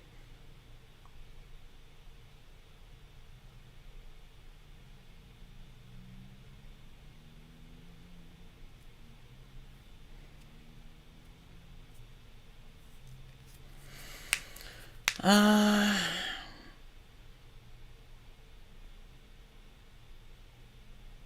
I feel like if you guys want to know, there's this video I watched. It's Shrek. It's called Shrek the Third is a cinematic disaster, or why Shrek the Third was a cinematic disaster, or something like that. Um, it's made by someone named Frivolous Productions. I recommend watching that because it explains my thoughts on the Shrek not wanting to be a father and king subplot well, and that it was just weak overall. But like it's just hard for me to explain why I don't like it. There's just something very off-putting about that subplot. Anything else that I didn't like about the movie?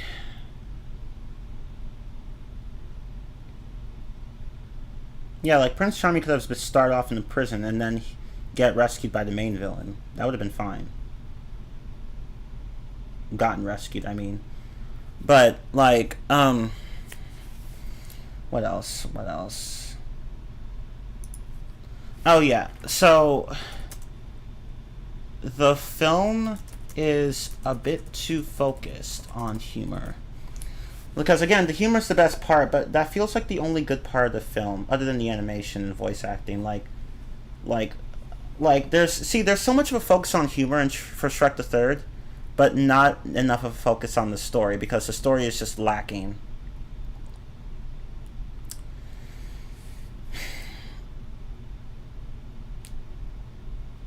Like it's just lacking in the storytelling department. Because the other three films have good plots. This one just doesn't. But the writers tried. And if you watch the deleted scenes, there was actually even going to be a little subplot of Arthur. Like there were these deleted scenes that showed a bit more about Arthur's high school life.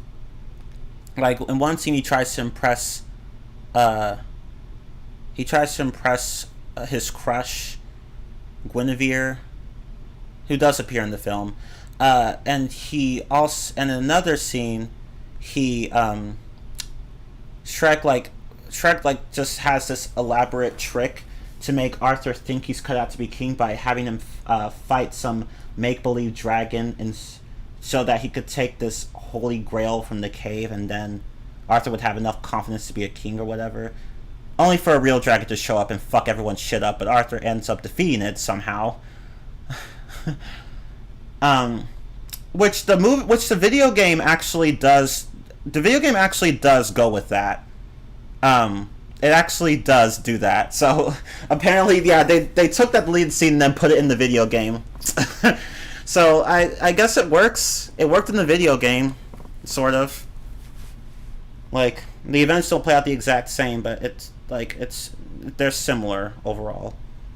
Where Artie once again has to fight a dragon. After Shrek's plan to make Artie think he fought a dragon goes wrong. So yeah, just some interesting trivia there. But yeah, they cut those scenes out, and I can see why they really didn't need to be in the movie.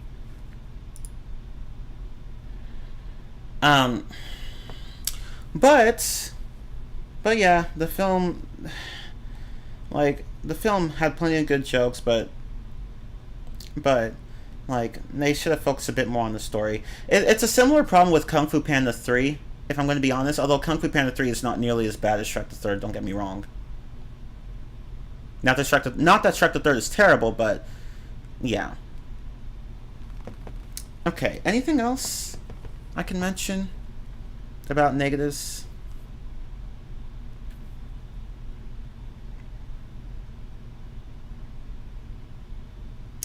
Does anyone else have any other negatives?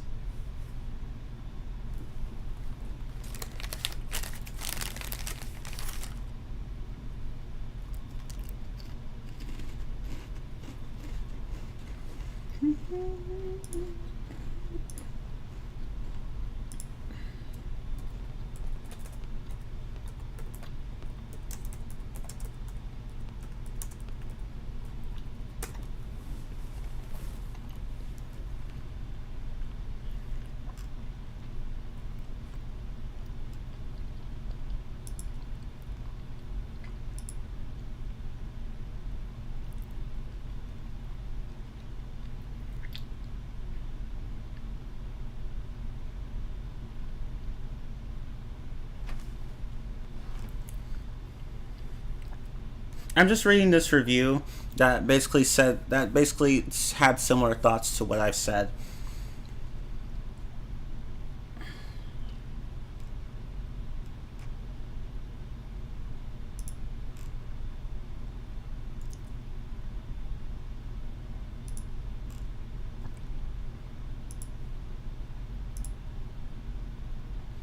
The tone was inconsistent at times. Or mostly that whole dying scene. Yeah, okay, now I remember. Yeah, okay, now I see what you mean, Maple. At first I was confused, but now, because you mentioned something like that earlier, but now I see what you mean. Yeah, the tone is kind of all over the place. Well, at least in one certain part of the movie, like the beginning. Where, again, with the whole funeral scene, as I said earlier, like, it's meant to be sad, but at the same time, there are undertones of humor in it, and I'm just like, okay, so should we be sad or should we be happy? Which one? Oh, not happy, but like, should we be laughing? Because it's like the movie didn't know whether to make it sad or happy. I mean, or funny, sad or funny. And I'm just like, pick one. Not that you can't weave humor into a sad scene. Like, I'm not saying that you can't do that, but the movie just does it in such a ham-fisted way, and I'm like, it's not working. Stop. Like, this is supposed to be sad, but at the same time, you're still putting jokes in there. Like, fam. Yeah, inconsistent tone can kind of kill a story. Because it's like, you want to be one thing, but you're trying to be another, and you're just flip-flopping between the two extremes. Well, not necessarily extremes, but whatever. And it's just like, just pick one, and stop oscillating. Like, just pick one.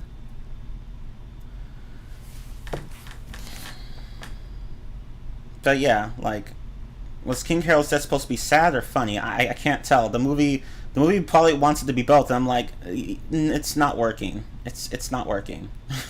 Stop.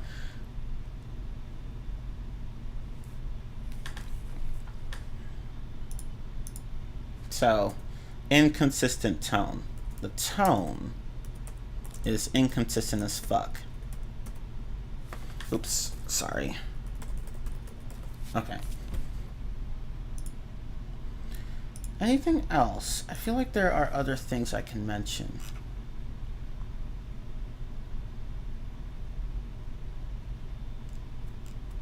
Because, like, on Rotten Tomatoes, this movie has, like, a 41% rating.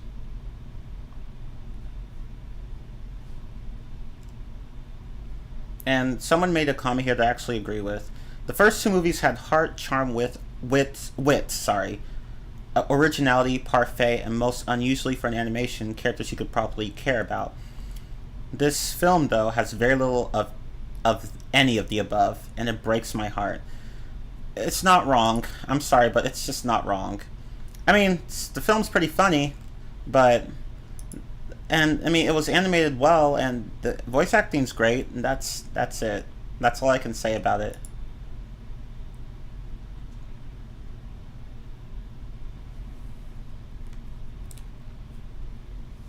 Yeah, that funeral scene was... Yeah, you're right, Maple. It was a cold and depressing way to start the movie.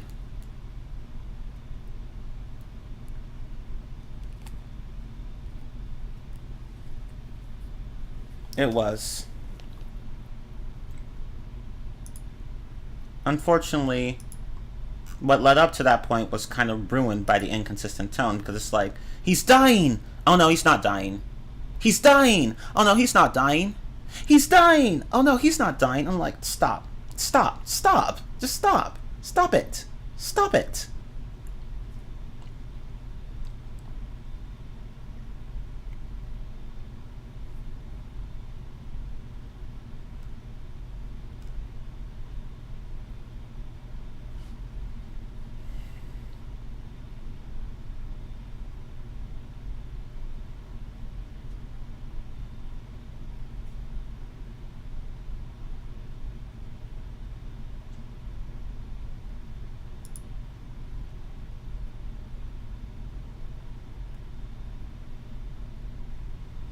I guess another criticism I could say about this film is that Donkey and Puss don't really matter all that much, if we're going to be honest. Compared to the first two films where they actually mattered quite a bit. And in the first film the fourth film, sorry, they matter quite a bit there too. In the third film they don't really matter that much. Like, they're good companions of Shrek, but that's all they do. That's all they do. So, yeah, I could say Donkey and Puss have less of a presence in this movie than they should. Oops. Put that down.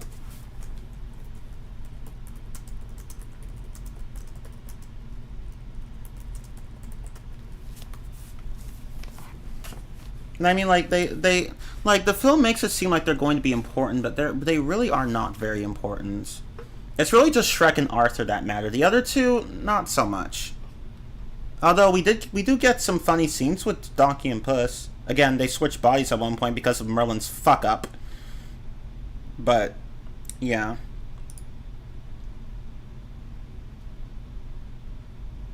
Yeah, I feel like they only did the body swap thing because the writers couldn't think of anything else to do with them. Right? And even then, the body swap thing doesn't last all that. I mean, it lasts like... It's not too short, but it's not very long either. Like, it just happens once and then it's done with. Although Merlin still mostly fucks. He mostly gets their bodies in the... He mostly switches their bodies back, but they have different tails at the end, and Merlin's like, I should fix that. You know what? Never mind. Good enough. But, yeah. The writers could not think of anything else to do with them. Exactly. Like, they don't matter that much in this film. I'm sorry, but they don't. I mean, I liked having them in the film, but they were just basically comic relief characters. Which is their thing, but in the first two films and the fourth film, they actually were more than that. But in this one, that's literally all they do. And the body swap thing was so irrelevant to me that I even forgot that it was a thing in the movie until I rewatched it. I was like, oh yeah, they swapped bodies at one point. I forgot. I mean, it was funny, but like that's literally the only noteworthy thing they did in the film.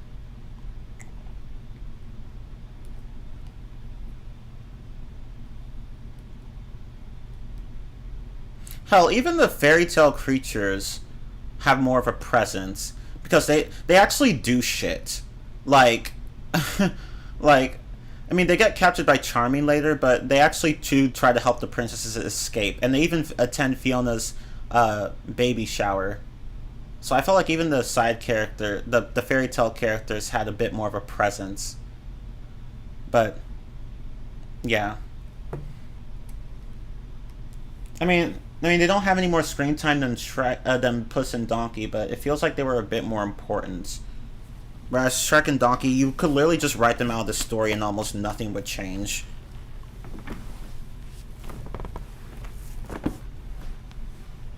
Anything else? Because there's quite a bit to say about this film. I think I've just about covered the main problems.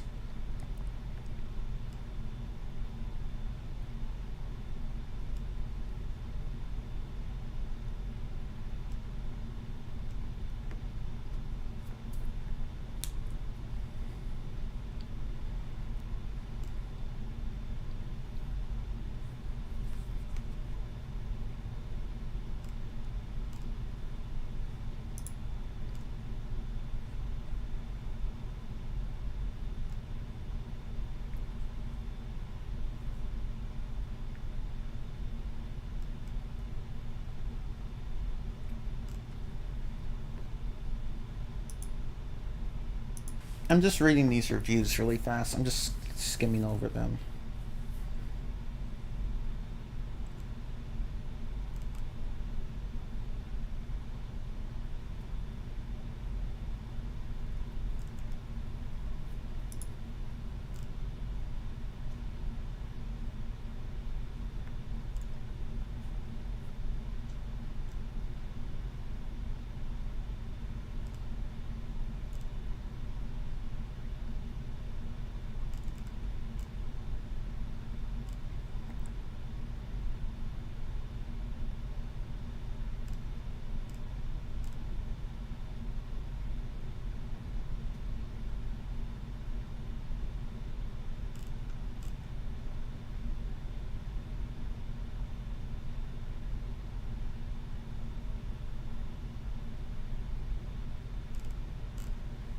Yeah, I'm reading another review here where they um, they're basically saying the same things that I've said.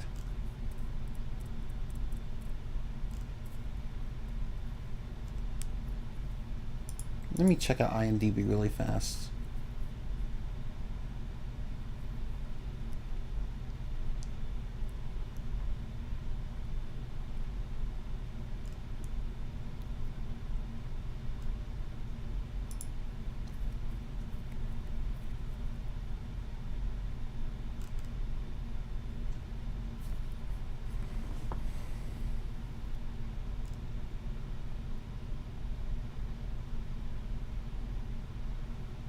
Oh damn! Here's one that where someone gave it a 1 out of 10.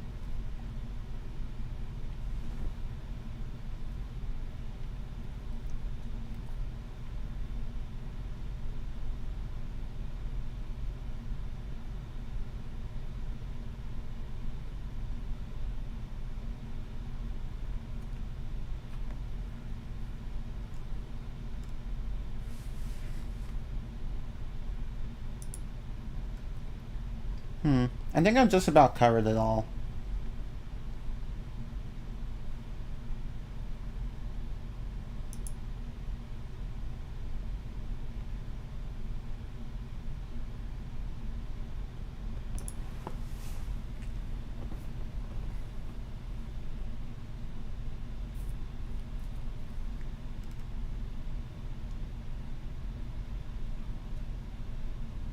Hmm.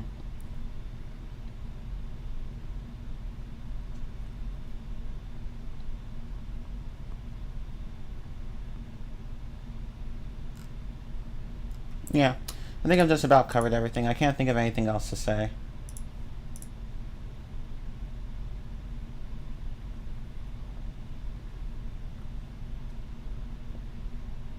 Yeah, like the body swap trope isn't bad. I mean, Freaky Friday did it, and it worked. And there are other movies that do it too. I'm trying to think of one. I know there are plenty out there, but I just can't really think of any examples. But yeah, that trope's not bad. But like that's really all they did with Donkey and Puss in this film. That's all they did. Okay, I think I just about covered Shrek the Third, and I want to stop talking about it. So let's move on to a film that's actually good. Okay, Shrek 4. Shrek Forever After, actually. Or if I want to be clever, Shrek Forever After. No, I'm not doing that. Okay, so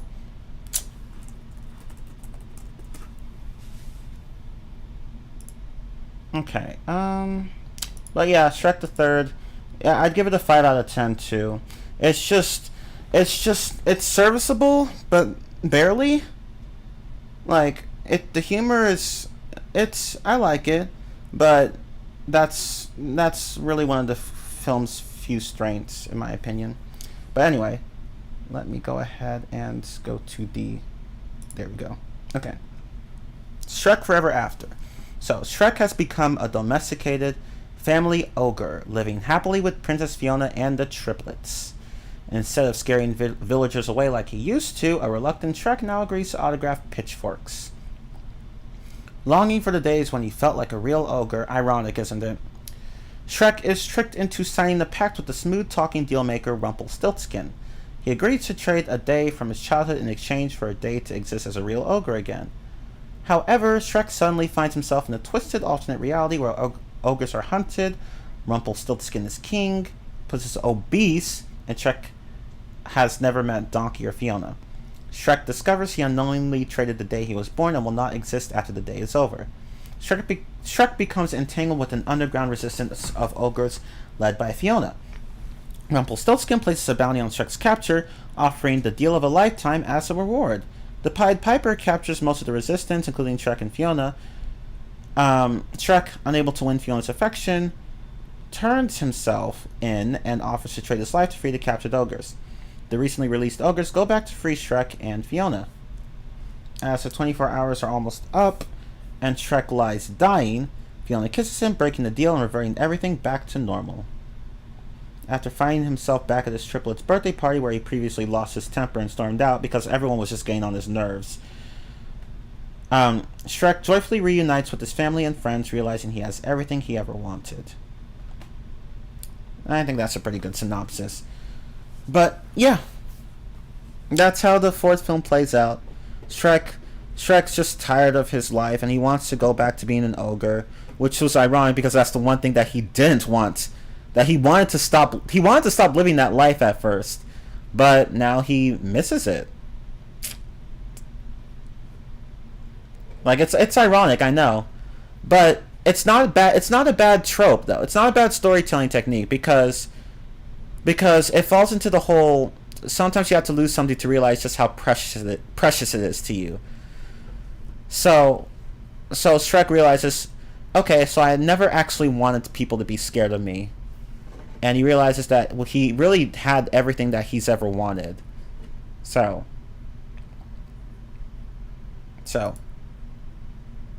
yeah. Oh, you wouldn't say good? I mean, that's fair.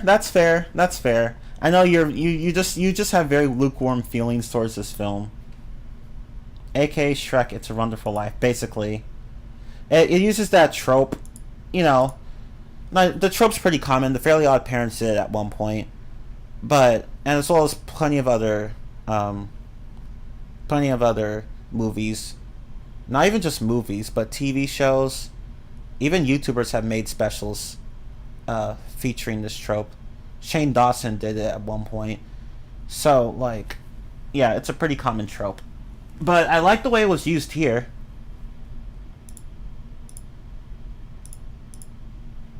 So, positives. Okay.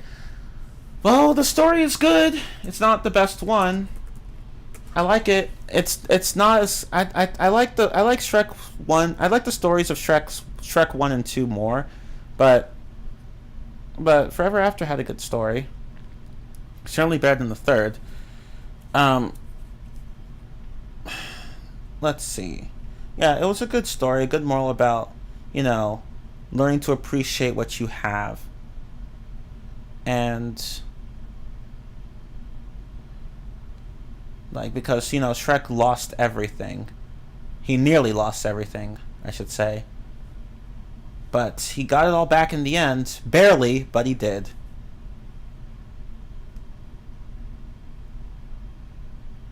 And Donkey and Puss are actually important this time.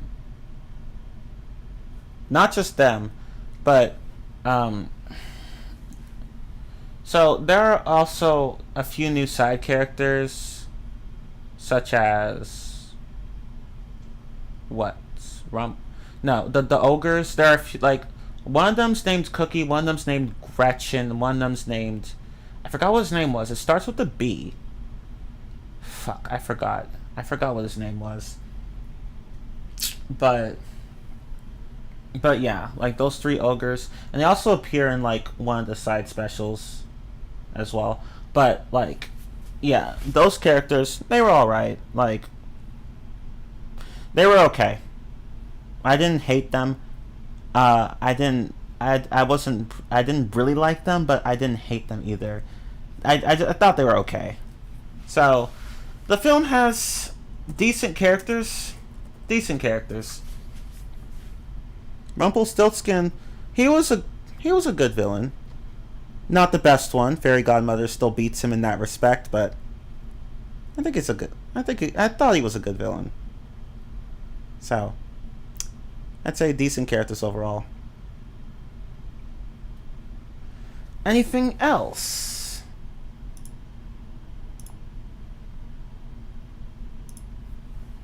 Thank you, Maple. Thank you for doing that.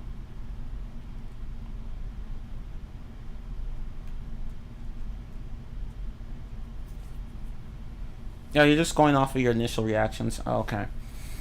But, yeah. Okay, so the music. Not... Yeah, I can't remember anything. I can't remember the music. Yeah, the villain here was better than Charming. He was a decent villain. It's just that Fairy Godmother was just better. She was just better. Sorry, like, she's pretty hard to beat in terms of villains for this franchise. She's just hard to beat.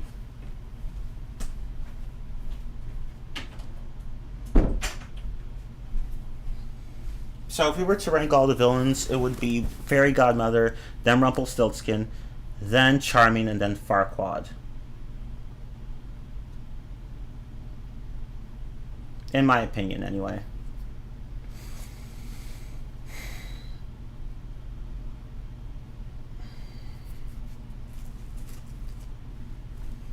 Okay, so what else? What else? Anything else? Let me see. Humor. There was a bit of humor. Not a lot, though, which makes sense because this film was supposed to be, I think it's the darkest one out of all the films, which is fine. Like, not every Shrek film needs to be filled with laughs. So, I will say that there's not really a lot of humor here, but like, there were still a few moments that made me laugh, but yeah. Can't really give this film points for humor because it didn't have a lot of humor. Let's see. Anything else I can mention? Let me look back at my list. Need to look back at my list. Let's see. Great action scenes. This film didn't really have a lot of action scenes. I mean, there was one where Shrek was like trying to run away from from witches. Like he was trying to fly away. He took one of their brooms and tried to fly away. So that one was pretty cool. That's the only one I can think of. Oh yeah, and there was also that scene where Shrek and all the other Fiona and all the other ogres, as well as Puss and Donkey, they were all fighting the guards in Rumpelstiltskin's castle. That was a pretty good scene too. So, but yeah, not a lot of fighting scenes here, which is fine. But yeah, it had a decent amount of action, I guess. I'll just put that down. Decent amount of action.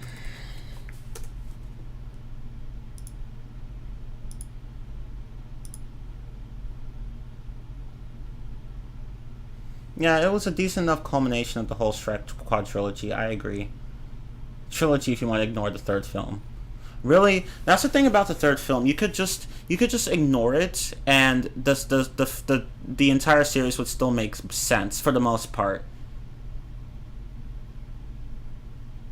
Like the only thing you would not have an explanation for is King Harold's death. Wait, did Fiona's mother even show up in the fourth film? I don't even remember.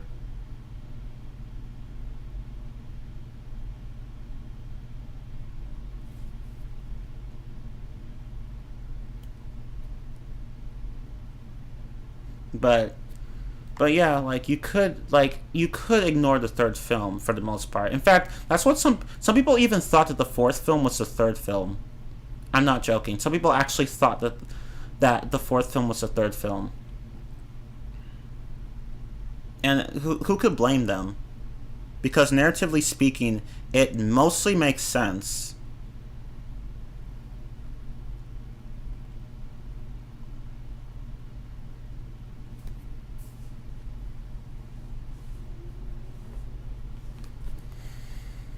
Okay. Anything else? Oh yeah, that kid was like, "Do the roar." Oh yeah, I remember that. Then he was like, "I love you, daddy."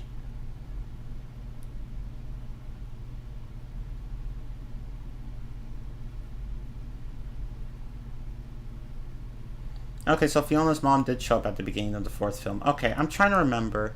I was going to rewatch Forever After, but I didn't have enough time. So I didn't. So I had to just so I just had to just rely on my memory. I mean, I did watch the movie recently, so it's okay. But anyway, uh, anything else? I thought I would have more good things to say about this film. Oh yeah, that's right. Fiona's dad also did show up at the beginning of the fourth film. They were talking to Rumpelstiltskin at one point. They were trying to get help with Fiona's curse. And Rumpelstiltskin was about to sign a contract with them, but someone interrupted their meeting and said uh, that Fiona's finally found true love or something like that. And Harold's like, "Bye, Rumpelstiltskin," and then the king and queen just leave. But that was a flashback, though. I'm talking about like in the present day, like when with Shrek having children and all. Like, does Fiona's mom even show up there? I think she does, like because they were having a party at one point. Everyone, like they were all having a party, which Shrek didn't wasn't really a fan of, and he literally lost his temper at that party. Um, but yeah, like let me move the mic a little closer. Okay, but yeah, like I'm trying to think of other things. Let me go back to my Shrek 2 list. Let's see. Okay, well, we got good voice acting. There's that.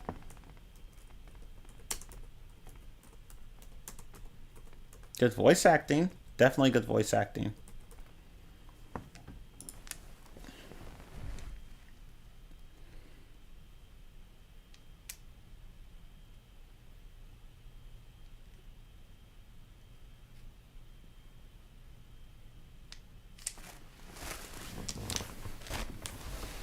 Yeah.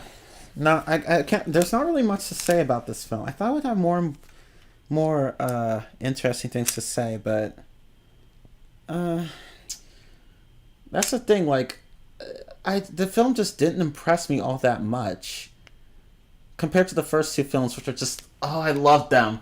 But it's like the fourth film just, I liked it, but it just I was just not very impressed with it. I'm sorry, but there's just not much I can say about it.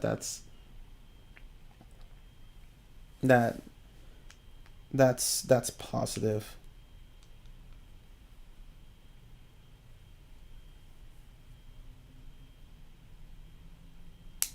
Yeah, that's the thing. Exactly, Thomas. Like Shrek the Third. Yeah, actually like the humor for Shrek the Third. I think it's the funniest film out of all of them. But I do agree that there were some moments where I was just like, oh God, no, this isn't working. This humor is just not working.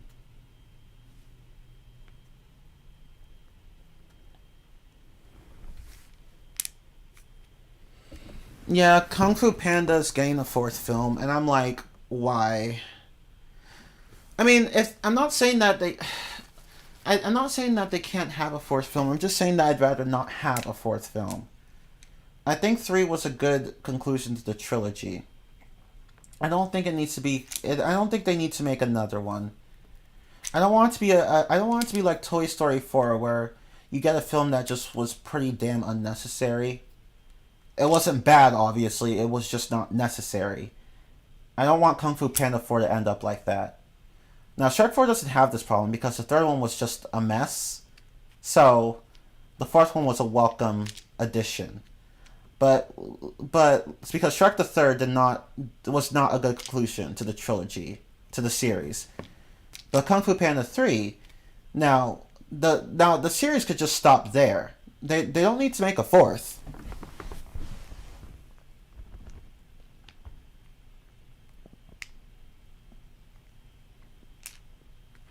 I mean, I like Toy Story 4, don't get me wrong. I just think it's the weakest out of all the films. I mean, I had no problems with the ending or the overall story. I just felt like none of it was necessary. The third film was already a good conclusion to the story, to the whole series. But yeah, if Kung Fu Panda 4 ends up being awesome though, I'm all for it. But honestly, I really wish that people would just leave movie series or series in general alone. Let them end.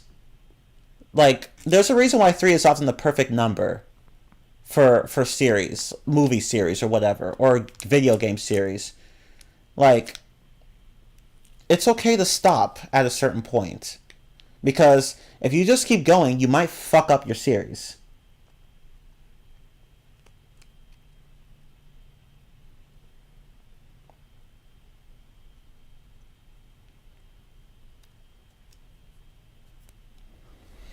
But I don't think DreamWorks will mess up Kung Fu Panda 4, but I just have a feeling that it might end up disappointing people.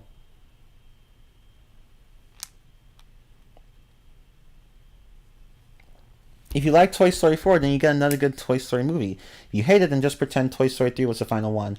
I might as well do that with Kung Fu Panda 4. If it sucks, I'll pretend that the third one was the final one. If it doesn't suck, then okay, I'll accept it. But I'm not holding my breath.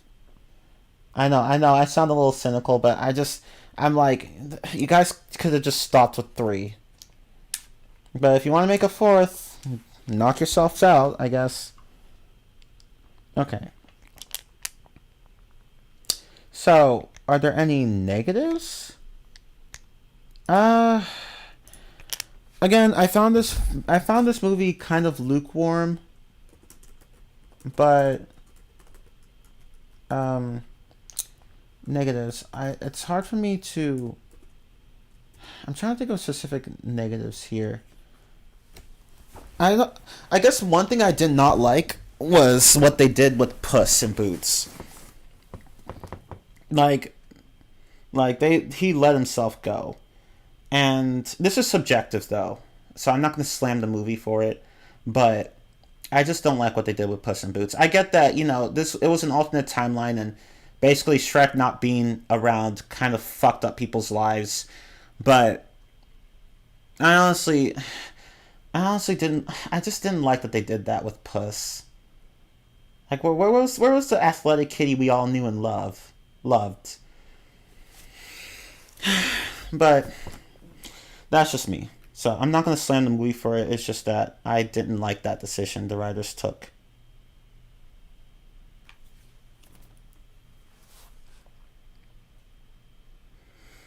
And plus, although there is one thing that I think I can slam the movie for, Puss is actually not very relevant in this film. And he's just not. Like, he's more relevant than in the third one, but he's still not very relevant here. Honestly, with some tweaks, you could write him out of the story. He's just not very relevant here. Donkey's more relevant. Donkey actually has a purpose in this film. Puss, not so much. So, Puss is irrelevant. Not as irrelevant as in the third film, though. I will give the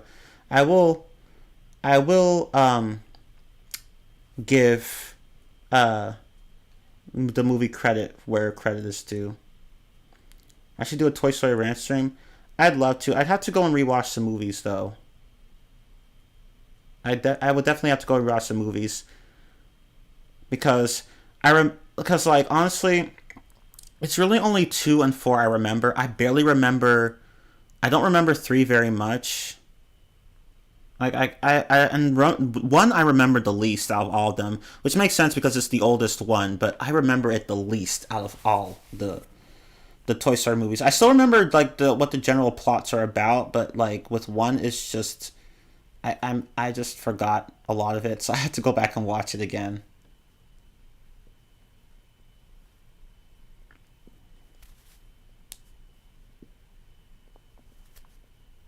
Shrek's arc was basically a repeat of his arc in the third movie. He's suppressed with his new life and wants to get back to his old one. Basically. Although, to be fair to this movie, it does this arc better. The arc's a lot better here. Because in the third movie, as I said, that plot was just weak, in my opinion. Because it honestly felt like Shrek was just dumping his responsibilities onto someone else. But here, that's not the case. He's actually like, you know what? Fine, we'll just take everything from you. Well, whatever you don't like. And then it turns out that that's what he actually cherished the most. I felt like that was a better way of delivering that message to Shrek than just going through an arc where he just finds someone else and just basically dumps his responsibilities onto someone else.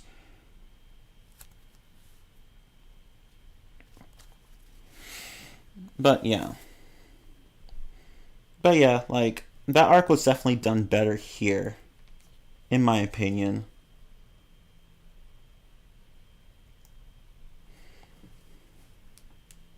Although I do think you have, I do think you still have a point, Mabel, because honestly, it's like, oh, and actually, no, let me not say that because then I'll just end up contradicting myself.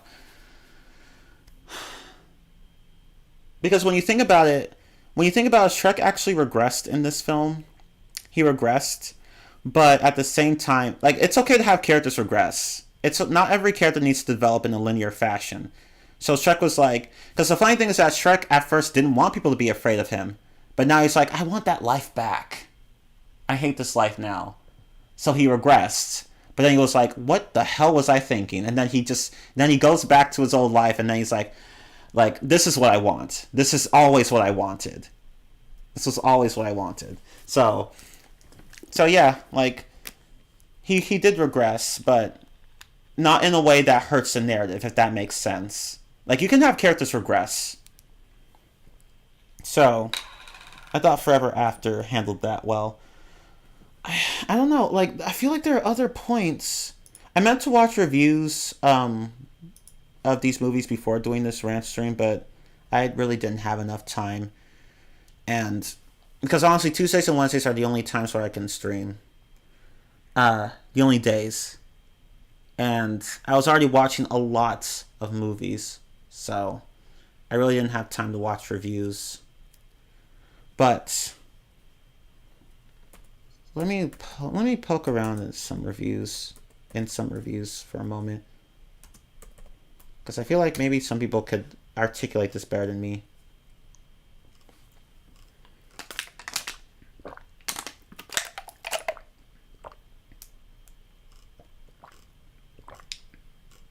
Good old water.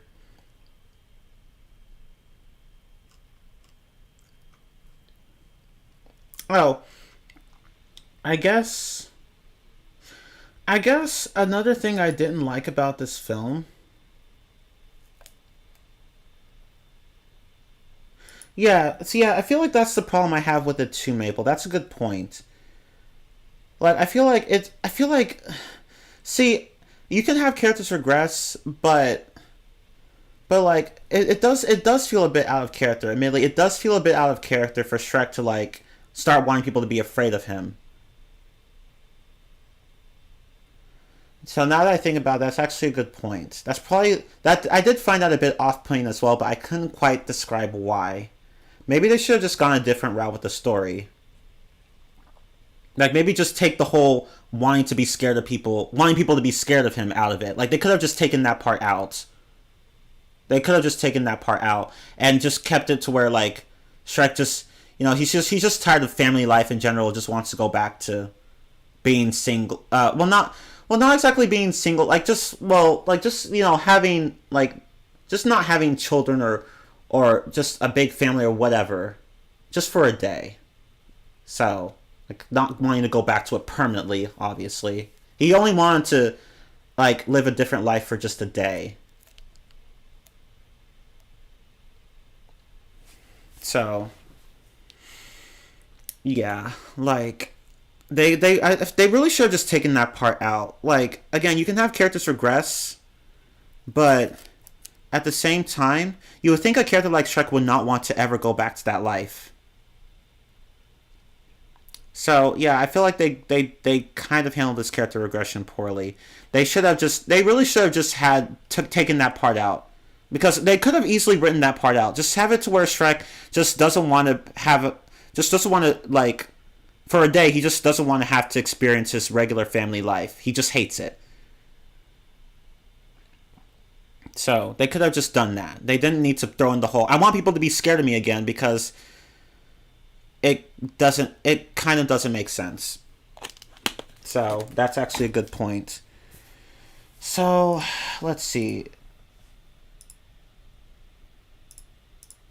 So I have to take back some of what I said. So Shrek's character arc is messy. They could have just taken that part out with the whole wanting people to be scared of him. They should have just taken that out. But because the movie would have been fine otherwise. It still would have been fine otherwise. But no. But I mean, although to be fair, they would have to rewrite a number of scenes, because instead of having a montage where people are afraid of Shrek, they would just need to have a montage of Shrek just spending time with himself by himself, like just like not having anyone bother him at all or whatever. They could have changed. They could have still made that work. They would have just had to change a few scenes here and there.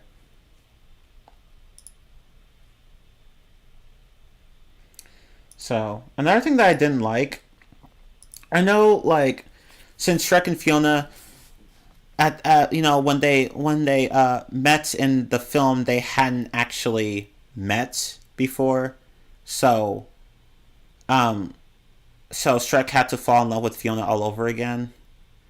I'm sorry, but I felt like I felt like that part could have been better. It felt rushed. I felt like Shrek's arc with falling in love with Fiona all over again. I felt like that was a bit rushed. Like, because really, all you just get is one scene of them beating each other up and having a good time, and that's it. I feel like they could have done more with that. Like, I mean, although to be fair, like like like Shrek was pressed for time, and so was Fiona and her army, because she was leading a resistance, and they were planning to uh, attack one of Rumpelstiltskin's carriages, but like I still felt like they could have given that part of the movie more screen time because I found it a bit contrived for Fiona to fall in love with Shrek all over again. They could have written that part a little better, in my opinion. So let me type that in. So Shrek and Fiona fall in love a little too quickly.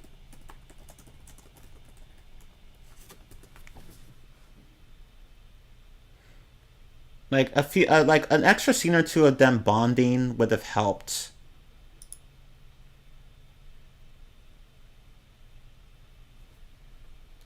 So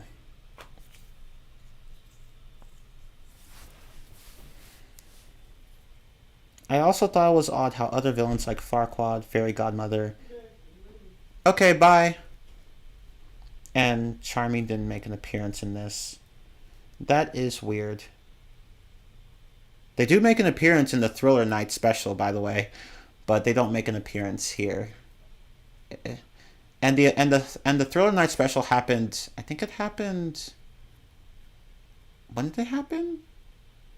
I think it was after Shrek. I think it was after Shrek 2. Yeah, I think it was after Shrek 2. I thought it was after Forever After, but no, I think it's after Shrek 2. So never mind. But yeah, you don't see the side characters like the I mean Fairy Godmother, Charming, and Farquaad. They just don't make an appearance in this, and it's just really weird. They should have made an appearance. That would have actually led. I get that Rumpelstiltskin was like the main villain. He was the only villain really, but like they could have showing extra characters like Prince Charming, Fairy Godmother, and Farquaad would have made the film a bit more interesting. Oh, that short was after 4. I'm sorry, I can't remember. Like I'm trying to keep the whole chronology straight in my head, and it's a bit confusing.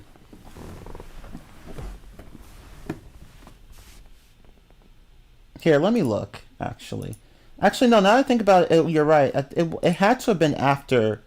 It had to have been after 4 because Shrek Forever After was made in 2010, and Thriller Night was made in 2011. So logically, it has to be after 4. So yeah, the Farquaad, Fairy Godmother, and Charming actually appear in the Thriller Night special. I'll be right back. What? Oh, we're gonna do it tomorrow. I called him. He said he couldn't do it today. Bye.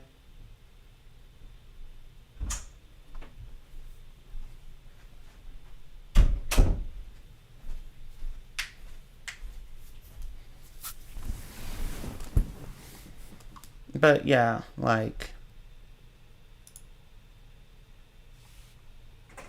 Oh yeah, Rumpelstiltskin made a cameo too. That's right. I forgot. You're right. Like I literally just watched that today and I already forgot that he was a character there too. I wasn't sure whether if he was a character in that one, but he was.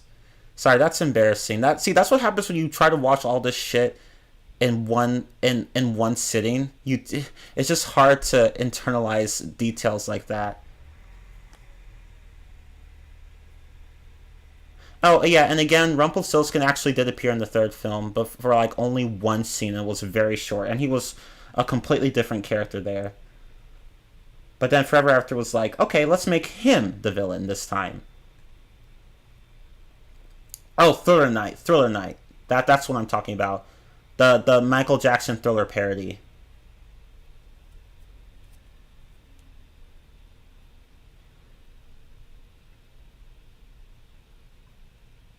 Yeah, that's the thing. 4 was supposed to be a culmination of the whole series, but yet they lacked iconic characters such as Fairy Godmother and, to a lesser extent, Charming and Farquaad. So, Yeah, they should have added that. And yeah, again, the whole Shrek and Fiona falling in love thing, that did feel forced.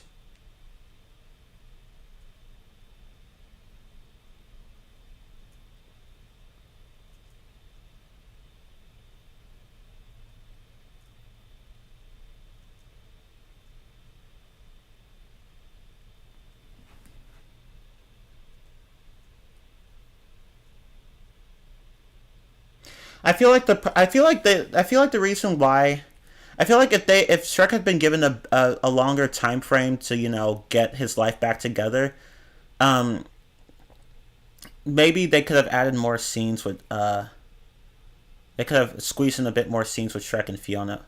Well, maybe they still could have done that even without the extra time, but I felt like that 1 day timeline kind of kind of ruined the pacing of the film a bit. But at least when it came to Shrek mending his relationship with Fiona. But anyway, but yeah, it would have been nice to see Farquaad, Fairy Godmother, and Puss. I'm not Puss, sorry, and Prince Charming appear. I mean, the film technically works without them, but it would have been nice to see them because again, this is supposed to be a culmination of the series, and you're not going to bring back the main villains. Like they don't even have to be villains in this one. They could just be characters that do different things.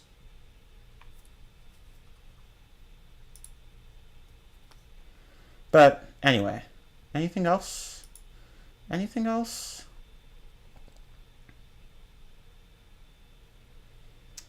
I think that's it for Forever After. I think we got all the main points, the main issues.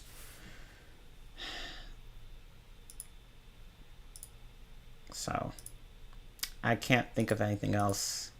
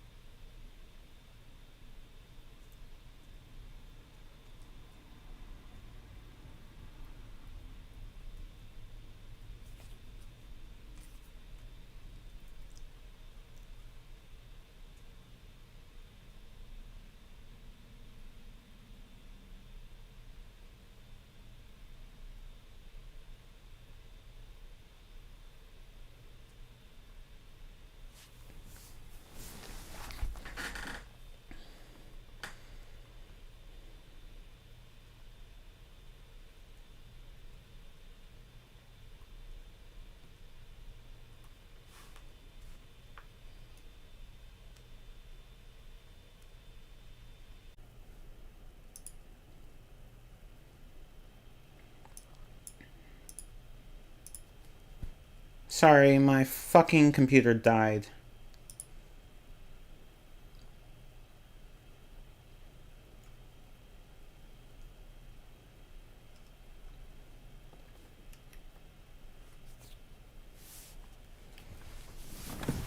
Yeah, I'm sorry, my damn computer died, so.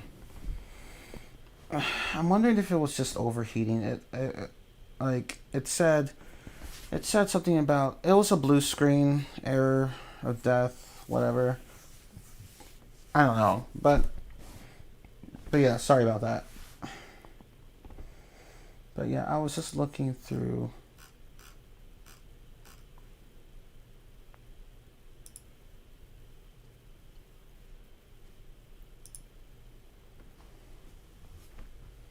Um, I was just looking through these reviews.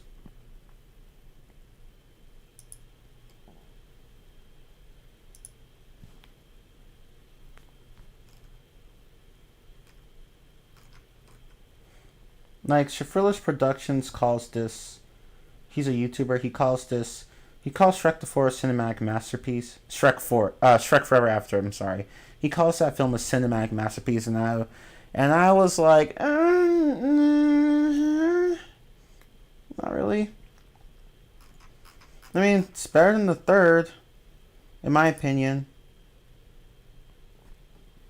But it's not. But whether or not it's better than the third, it's clearly not as good as the first two.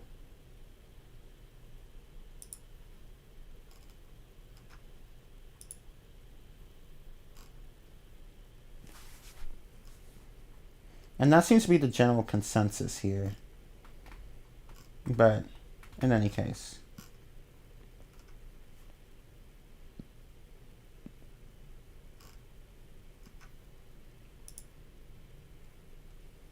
Right? Like, I don't think it's a. Right?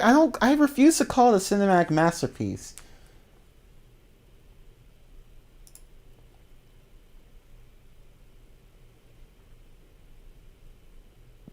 You saw this movie a year after it came out in theaters. That was doing a kids' family summer movie marathon at a theater near you. Oh! Oh, huh. So you saw it a year after it was released in theaters? Wow, okay. Huh.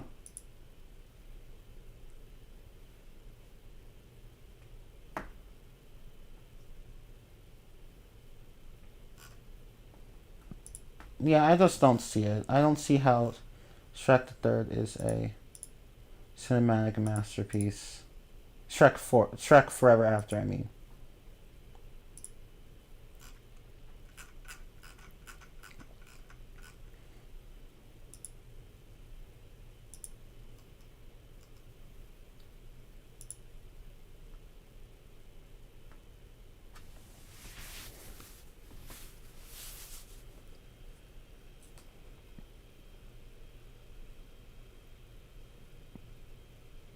Oh shit! I read a review that actually made a pretty good point.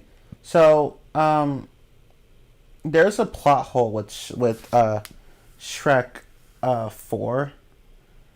Um, so since Shrek never existed in the alternate reality, that would technically mean that Fiona would have been rescued by Prince Charming instead. So, like, that's how events should have been played out, but that's not what happened.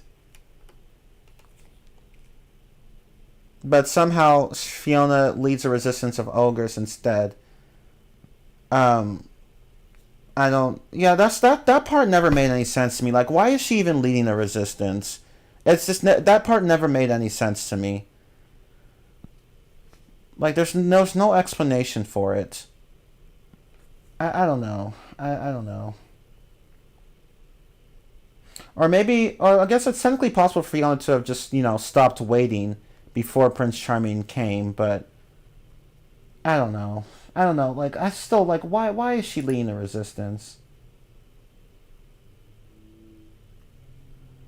of ogres?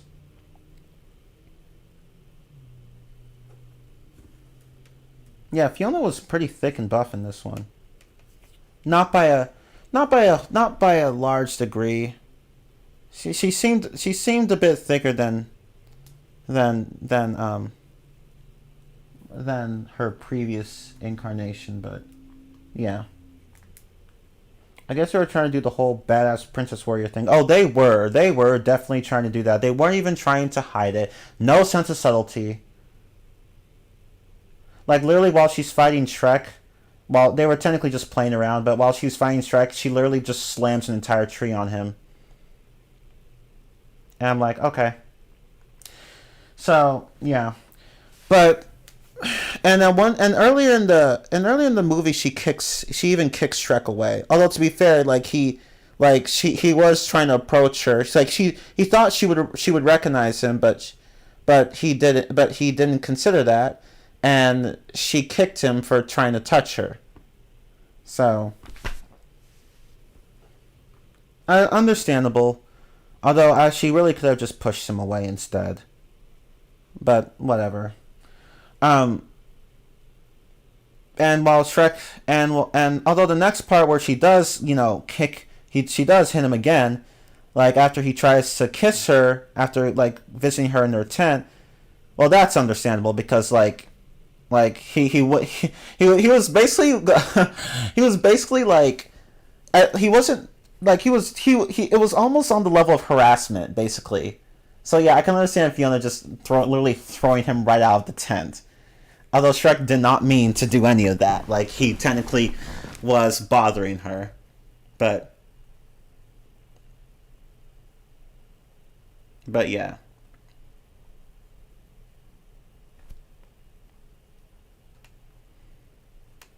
And at one point, Fiona's like, "Okay, you want a kiss from me? You want a kiss from me? Fine."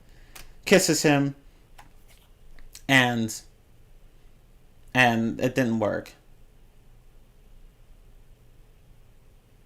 And it didn't work because Fiona didn't love Shrek. So now that I think about it, I guess it kind of makes sense as to why Prince Charming wasn't around. Because I guess Fiona just really got tired of waiting. So, like, probably sometime after Shrek should have appeared but didn't, she was like, fuck this, I'm out. So, I guess that's hence why she has an attitude the way, that's why she felt the way she did in the movie. She was like, there is no such thing as a happily ever after. So I guess she just became jaded that way. So, I guess that makes sense.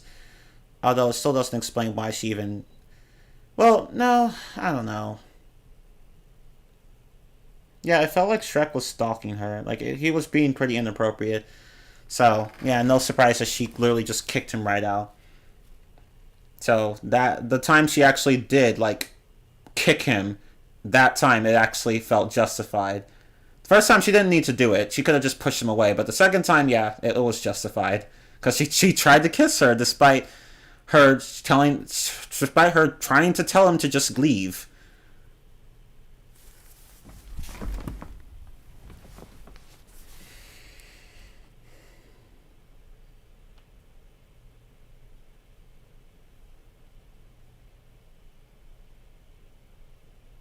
Shrek would have been me too, right? You're not wrong. You are not wrong.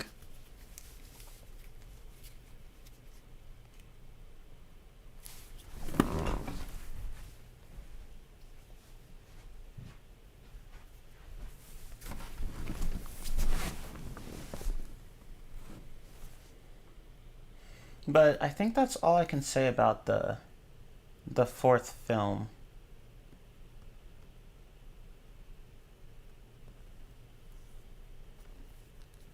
Well, it's not even just that Shrek was stalking Fiona. That's not. It was also. It was also because.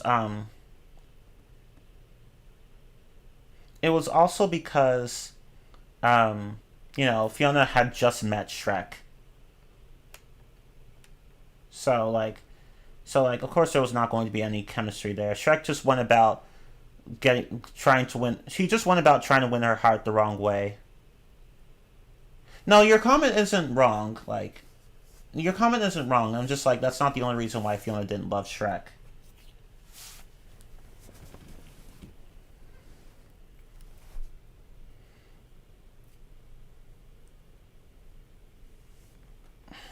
But I think that's all I can say about the fourth film.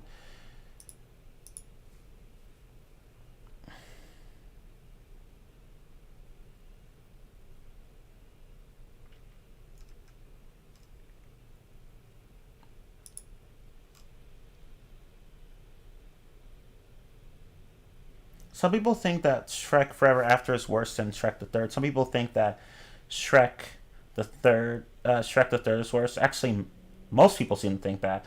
But really, either way, the first two movies are just better than the last two movies.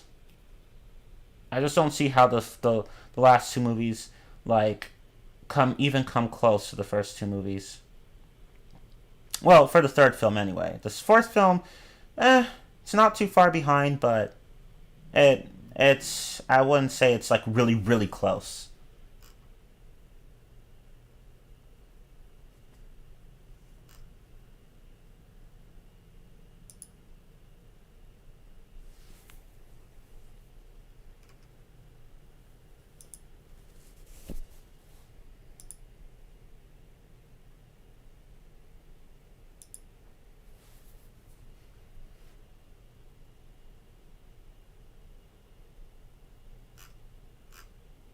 Okay, I think that's all I can say about this movie.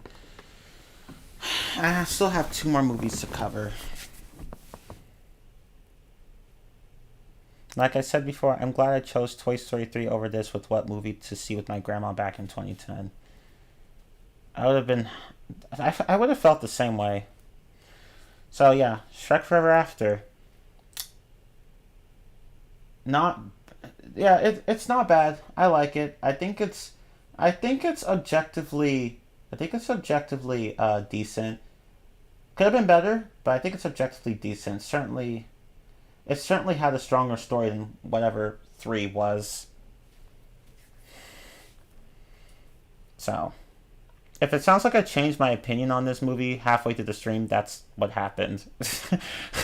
Yeah, there are times where people bring up good points, and I'm just like, oh, I hadn't considered that. Yeah, you're right. So now that will shift my opinion a bit. Normally, my opinions do stay constant throughout these rant streams, but there are times where they might change because someone might provide a new perspective that I haven't considered. But that's Shrek Forever After. Decent film, could have been better, but I don't think it's the worst one. Not even close. Should I cover Puss in Boots first or Shrek the Musical? Might as well just do Shrek the Musical first. Shrek the Musical. Okay.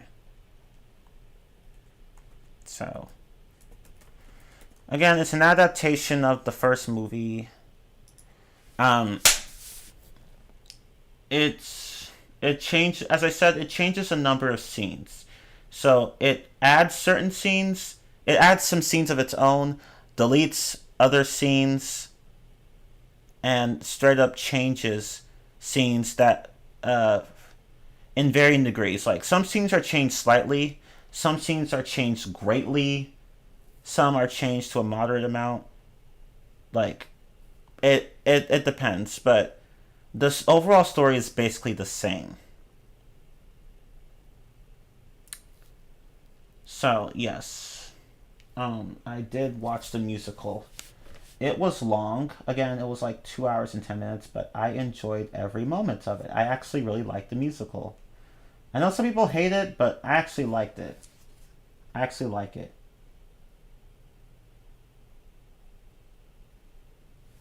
So, positives. I actually liked the songs. The music was great. The music's great. I love it.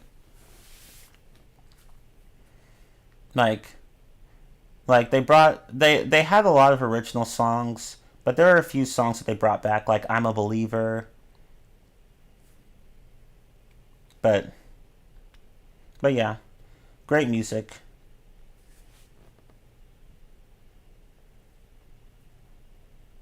And plenty of new tracks as well. Plenty of interesting songs. Uh, like the one that explains Princess Fiona's backstory. I liked that one because you had three because it had three different iterations of Fiona, three different versions of her singing that song. That one I liked too because like she had herself like one version of her was herself as a kid, another was herself as a teen, and then the current version would be herself as an adult. So yeah, but yeah, I like the music.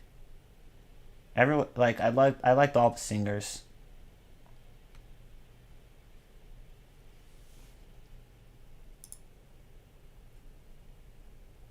I've seen bits and pieces of it, but never the whole thing. Oh, really? Huh. But yeah, like with me, it's the same with How to Train Your Dragon. I saw like bits and pieces of it, and I know what happens at the end.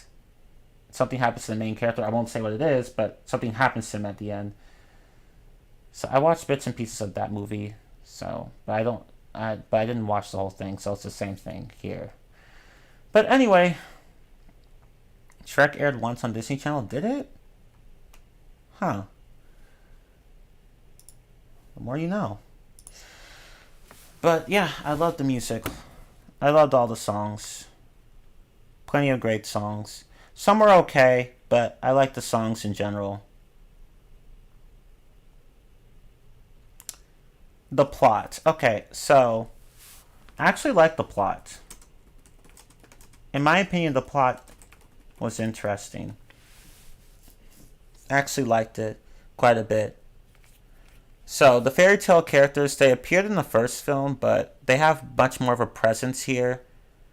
Like there's a whole plot, there's a whole like subplot dedicated to them, which I enjoyed. I thought it was funny.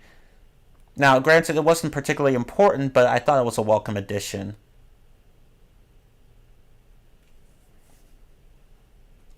So I like that plot.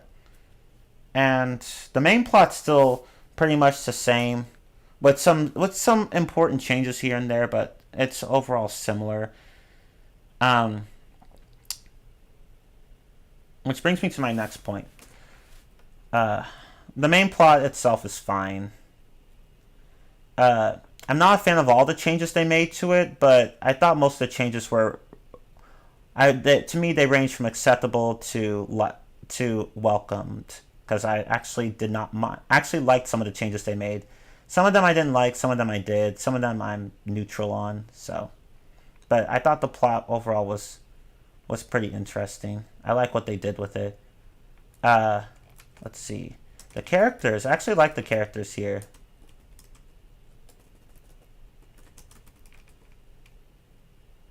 I actually like the characters here. Like, especially Donkey. Like he just stole the show from me. To me, he just stole the show. He just stole the show. He was great. Whoever acted as that character, man, they killed it. He killed it. He just killed it as Donkey. He was just as, to me, he was just as iconic as Eddie Murphy, and Eddie Murphy, at least almost as good as him, because Eddie Murphy's pretty hard to beat.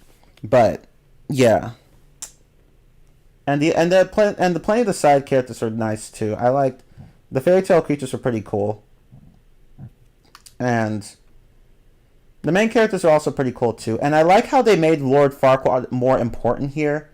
He was pretty lacking in terms of relevance in the first film, so they actually added a lot more scenes with him here, which I actually liked. He felt more important in this version. Thank God the writers realized that was an issue in the first film, so they actually rectified it here. So he has a lot of scenes, and he's pretty funny too. Yeah, a lot of the characters are funny. Um, and the Pinocchio character, he's actually more important here as well. He was pretty funny. The wolf character as well, and many of the other fairy tale creatures. I liked pretty much all the characters. There are a few I didn't care for, or a few I found okay, but most of them were pretty likable.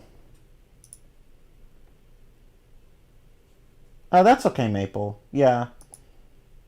I wasn't expecting you to talk much either because you haven't seen the film. Well, musical performance, whatever. Anyway, let's see. The acting, it was great. I liked it a lot.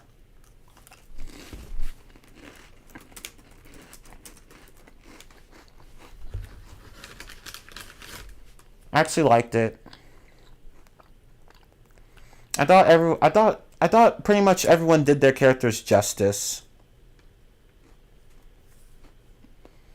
No, except for maybe Shrek. I don't know. I'm not trying to slam the author, but I don't know. I feel like his portrayal of Shrek wasn't. I feel like it could have been better. I'm not blaming the actor though. I don't know. Maybe it was just a direction. I don't know. I just felt like I don't know. I'm just not too much of a fan of that version of Shrek. But everyone else is fine. It's just Shrek I have an issue with. Um, but that could be just be me. Like, I don't know. But for the most part, the acting's pretty cool.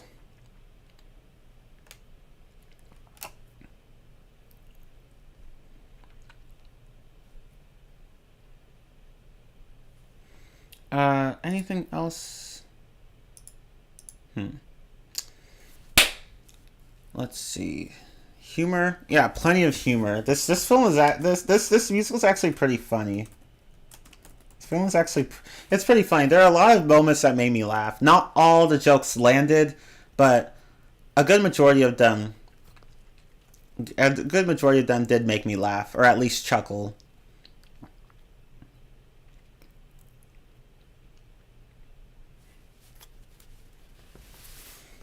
So, yeah. Especially like a lot of the humor came from Donkey, because Donkey's just a funny character. He was a funny character in the first film, and he's just as funny here. So actually liked um actually liked Donkey's portrayal here. It was pretty on point. Probably just as good as Eddie Murphy's performance. Okay. Anything else I can mention? Hmm.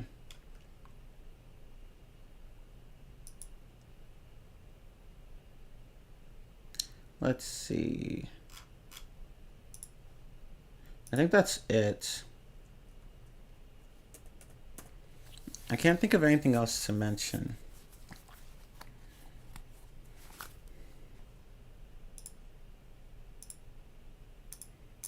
Okay. Negatives? Uh, I can't. I can't readily think of any. That's the thing. I just can't.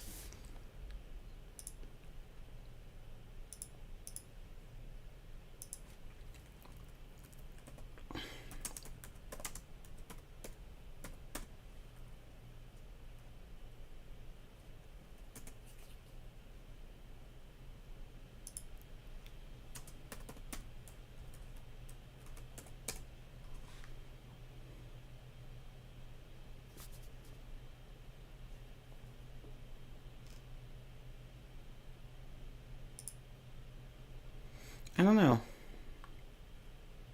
I'm trying to find the negatives, but I cannot readily think of any.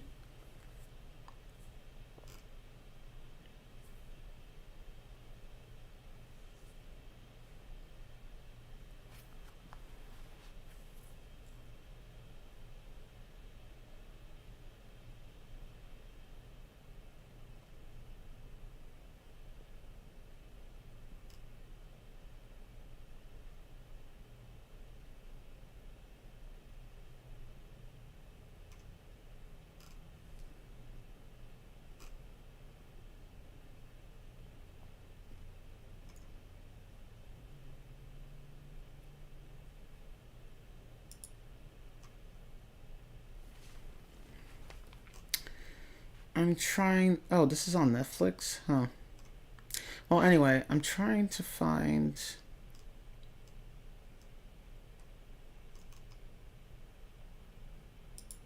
It's hard to say. Like I can't really think of any negatives.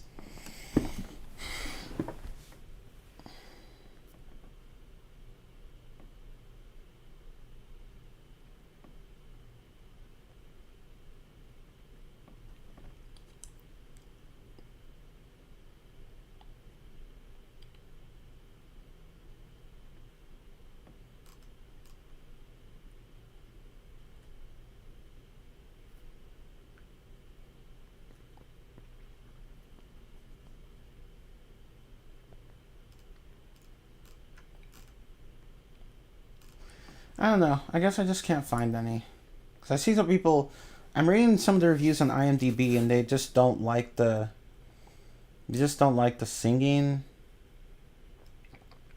Or the changes to the story. Although there is this one segment that changes how Shrek and Fiona bond. So instead of them just like, you know, making balloons for each other, or like Fiona, just getting food for Shrek, or stuff like that. They just have the two like arguing with each other about who's had it worse in life, and then Fiona and Shrek start, participating in the belching and farting contest because ogres do that shit apparently. I thought that segment was alright. It's toilet humor. I didn't mind it. I know some people did not seem to like that segment, but I didn't mind it. I'm not gonna say it's great, but I'm not gonna say it's bad either. It's just okay.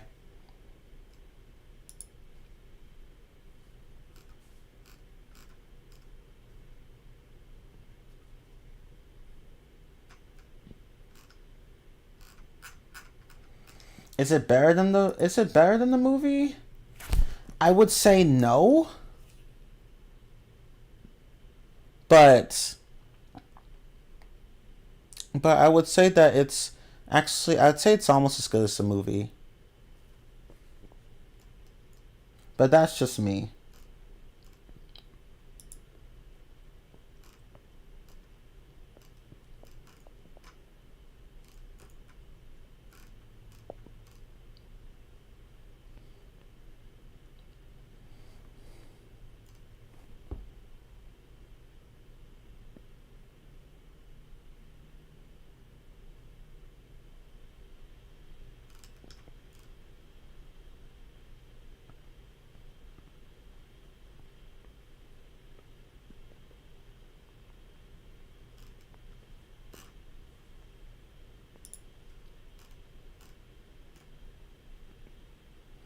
Yeah, I'm sorry. I just can't really think of examples. Damn. Oh well.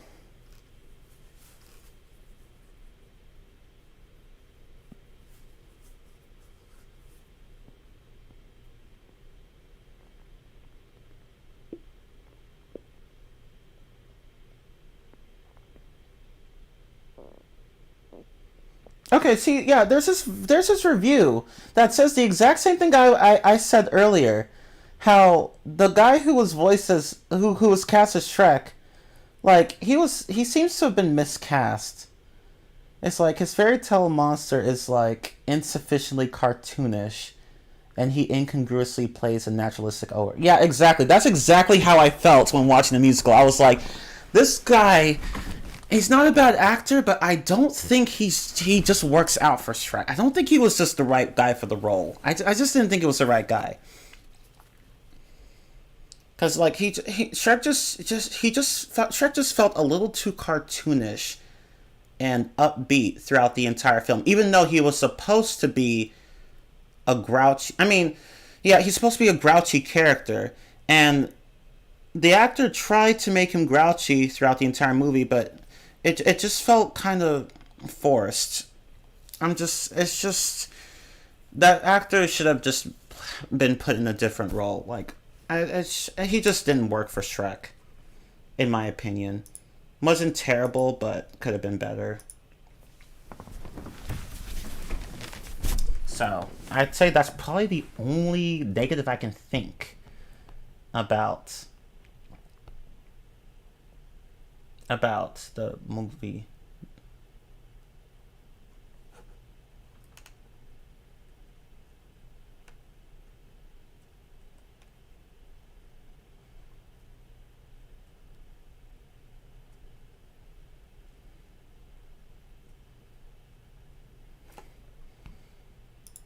Okay, let's see.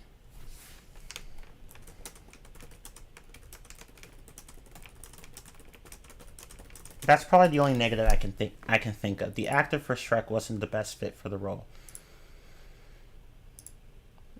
I mean, he wasn't terrible. His performance was not bad. It was serviceable, but it was all right. But it could have been better. It's less to do with the actor himself and just more to do with him just not being the right fit for that role.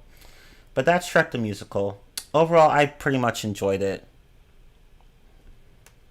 Okay, now let's talk about Puss in Boots, the film. Okay.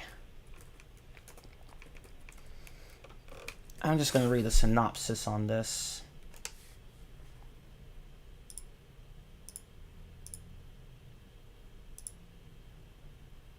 Let's see. There we go. Okay.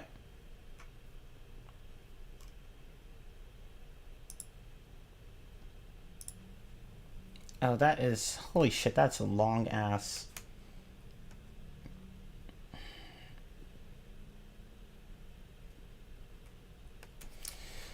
Okay, I'm gonna see if I can try to condense all this because I have no idea how to explain all of this because this is a huge wall of text. Okay, so this film is basically it's kind of like an origin story for Puss in Boots. Like some of it is details his backstory, uh, but much of it is about Puss in Boots trying to steal a couple of magic beans from Jack and Jill, uh, two murderous outlaws. Yeah, they're murderous outlaws in this one for some reason, but I don't have a problem with it.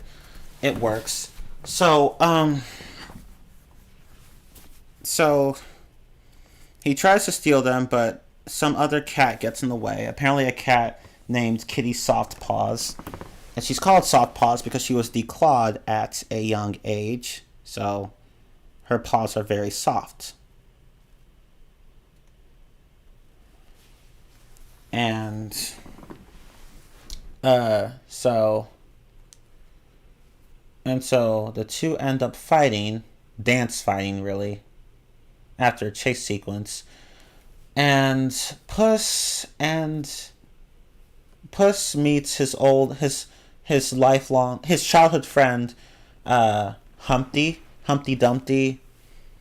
You know that A character that once sat on the wall and fell over. Although he didn't fall over here. Uh, so Puss meets him, and Humpty's like, Puss, I can help you get the magic beans you seek, or something like that. And then Puss is like, no, fuck you, because Humpty betrayed him in the past. Like, Humpty lied to him. Like, Puss thought he needed help. Humpty needed help selling the debt with some bullies, but no. Humpty just needed Puss to take him to the city's bank and to steal the money from it. And then Puss and Humpty ended up getting chased by guards, and the wagon they were riding crashes, and Puss leaves Humpty behind to escape the guards. So yeah, that's why Puss is mad at Humpty. So Humpty and Puss and Kitty all work together to uh, steal the magic beans from Jack and Jill, and then plant them, and then go up into to grow a beanstalk. They grow a beanstalk, and then they go up the beanstalk, steal the golden goose, uh, and then return to town. But unfortunately, that pisses off the giant who lived in the house on top of the beanstalk. So uh, the giant comes back down, comes to town. Oh, and Humpty reveals that to Puss that he was playing Puss the whole time. That he was just using Puss for his own benefit, and that he was planning to let the giant destroy the town. But Puss fortunately comes up with a plan to stop the giant, and he tries to convince Humpty to be good again, like to just try to do the right thing.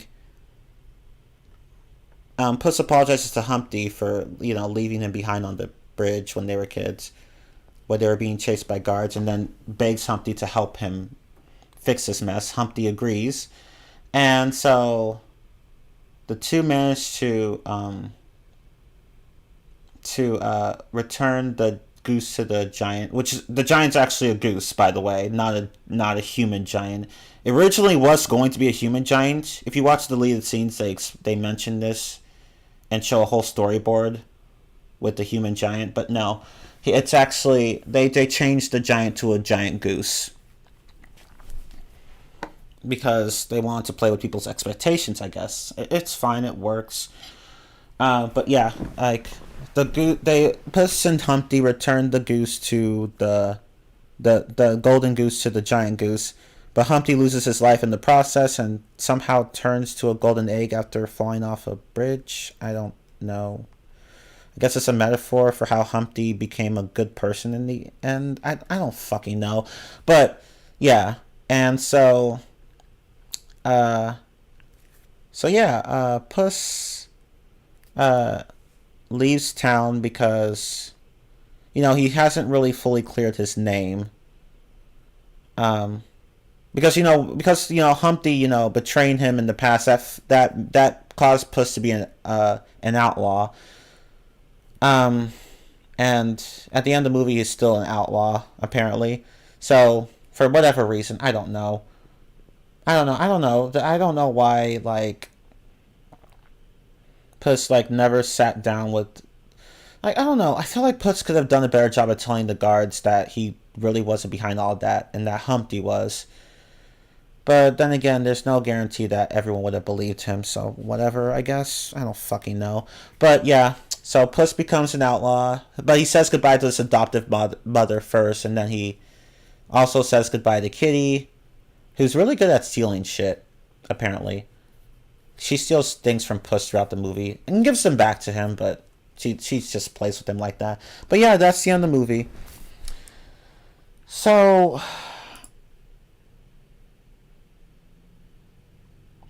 yeah, that's Puss in Boots. And yeah.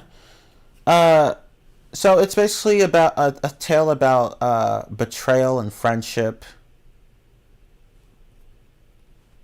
That's basically what the movie's about. So, positives. Well, the animation is great. I like the animation.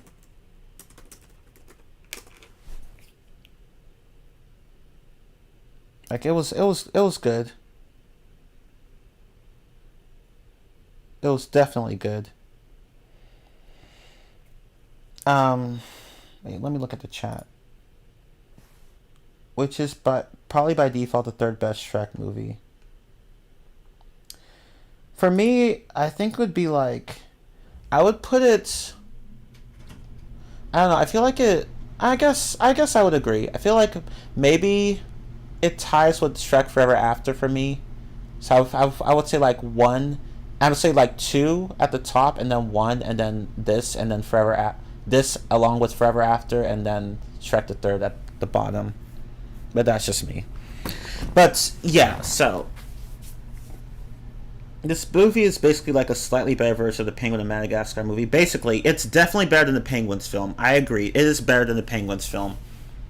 Not by a whole lot, but it is considerably better. It's because the Penguins film wasn't bad, but it could have been a lot better. It was just lacking. Whereas this movie isn't perfect either, but it certainly is more enjoyable than the Penguins film. But yeah, good animation. I like the action scenes. There are some great action scenes. Plenty of those. Which makes sense because it's a Puss in Boots film. Puss in Boots fights with the sword. Of course there are going to be action scenes. But there are pretty good ones. With Puss, Humpty, and Kitty kicking butt or running away from threats. This film had plenty of good action scenes.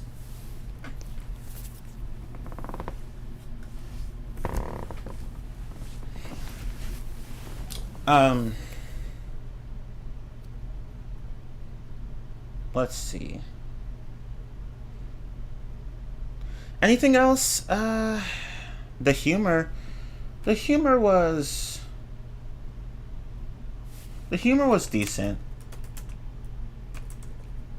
It's not the funniest film out of all of these. That would go to Shrek 1 and Shrek 2. But for Puss in Boots, there were a few moments that made me laugh.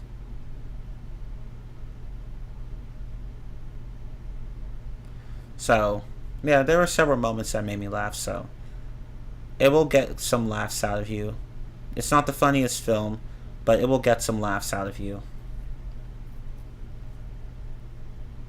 Like the part where the beanstalk like just sprouts out of nowhere. Like it starts off as a little plant, and Humpty and the others go and check, like they go and check it, and then it just grows out of nowhere into a full beanstalk. That part was funny. And there was also a part where, where that I found funny, where Shrek, I'm sorry, not Shrek, Puss and Kitty, you know, the female black cat that Puss meets, like they were having a dance fight, and then it turned into a sword fight, and then Puss out of nowhere just hits Kitty with a guitar. So funny. I was like, dude, where the fuck did that come from? It's just like, dude, where the fuck did that come from?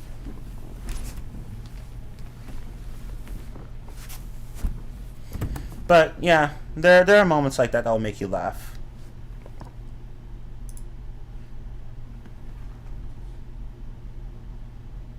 Okay. So, what else is next? The music. I thought the music was decent. It's not the most memorable soundtrack, but many of the tracks did fit the atmosphere. So I will say that the music was decent. Let's see. Especially during those action scenes, music complemented those pretty well. But there aren't too many memorable tracks. So the music is okay. It's decent. Let's see.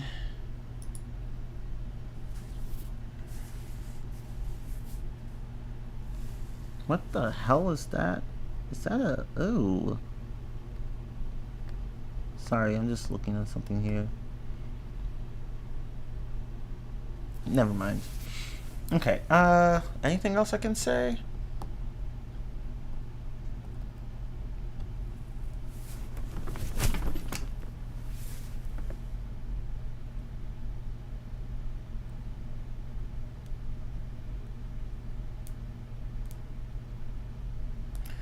Damn. Oh well. I'm trying to think. Let's see, animation, humor, music. The plot. I'm not too much of a fan of the plot, if I'm going to be honest. I'm sorry, I'm just not really a fan of the plot. Let's see. Hold on.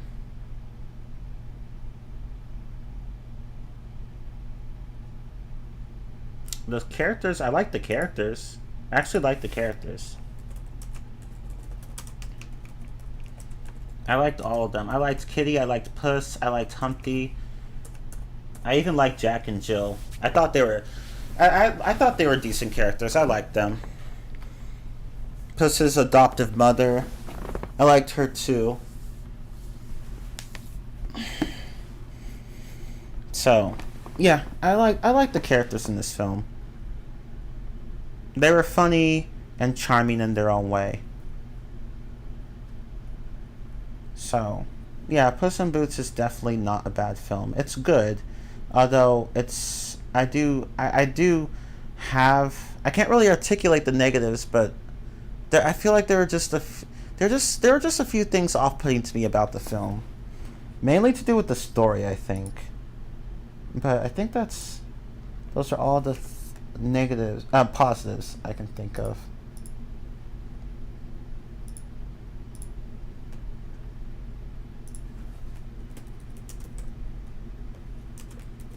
But let me see.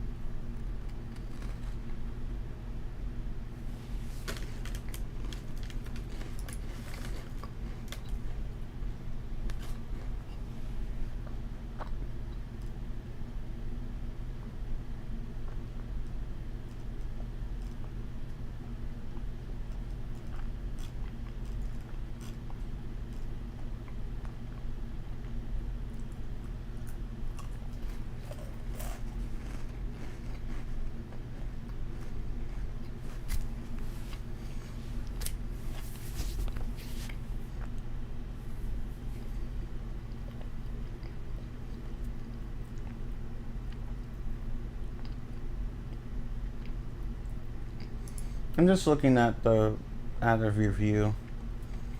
Sometimes I find it easier to just look at reviews and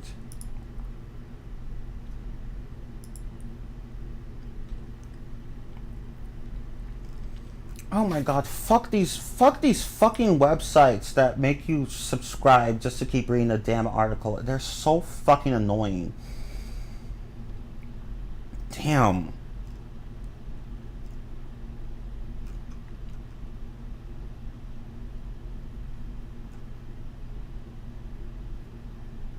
Okay, let me see.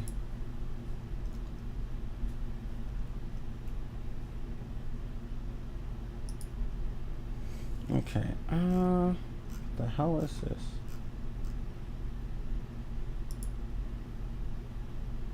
Why am I being redirected here?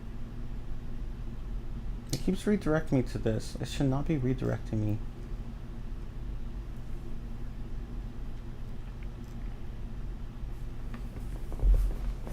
Well, I don't know. Can anyone in the chat think of negatives? Because I'm trying to.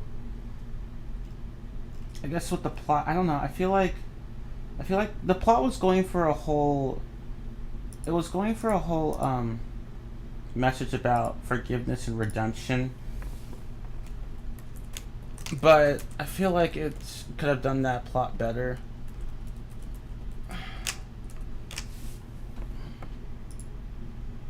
I don't know, I just felt like the whole thing between Puss and Humpty was just, the whole conflict was just, it was just like, I felt like it could have been written better. I don't know how to describe it. Because it's just weird to have Humpty as a villain, like want to make amends with Puss, and then use him, and then do things, and then do the right thing. I feel like it just makes his characterization go all over the place.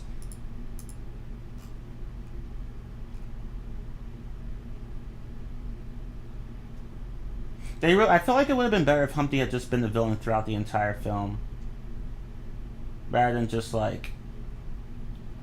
Although to be honest, I saw his betrayal, the betrayal twist coming from, like, not from a mile away, more like a few feet away. Like I saw it, I predicted it like a few scenes before it was revealed, but then again, the film wasn't really trying to make it into a huge twist. Like, not everything needs to be a big surprise, but I don't know. I felt like Humpty's characterization was just weird.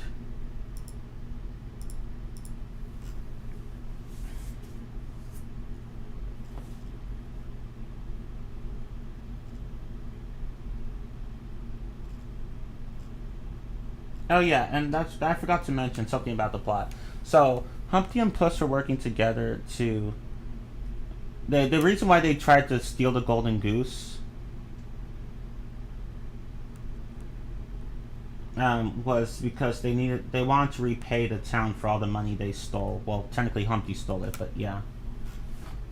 So because the golden goose, the goose could shit out golden eggs, of course. So it's like, okay.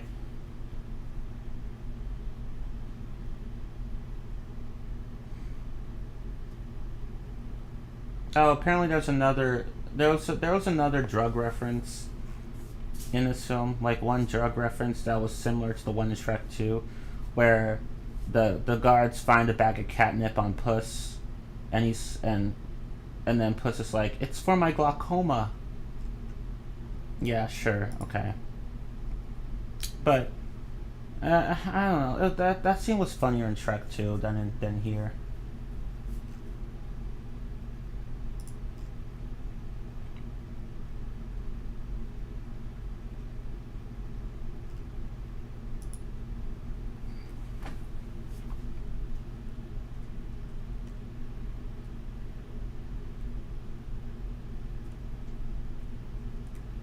I guess one thing I could say that I did not like about the film, now that I think about it, I felt like Puss has a backstory segment there.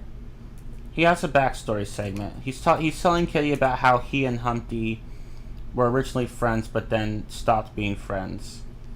I felt like that segment went on for too long. Like, like, normally I'm a very patient person, but I didn't think the backstory segment needed to be that long. They could have trimmed it. Like, it just didn't need to be that long. We didn't need to know everything about their childhood. Just the bare essentials, because I mean, I guess like the film still works even with the longer backstory, but they really could have just cut it down a bit. Because I was like, does it need to be this long? I don't know. I felt like it took up and more than I felt like it just took up a little too much time in the movie. So that's one thing I don't like about that about this movie.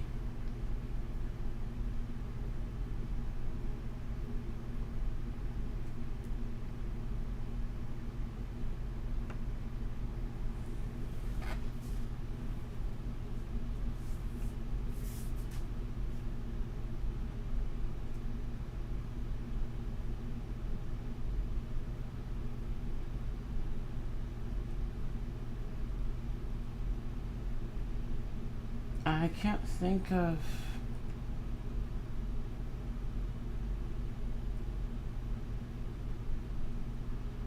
I don't know. I guess I can't really think of any other negatives.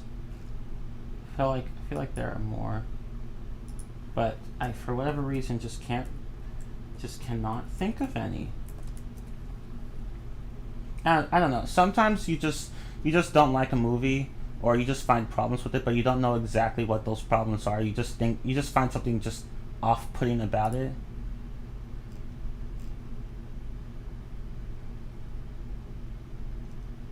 So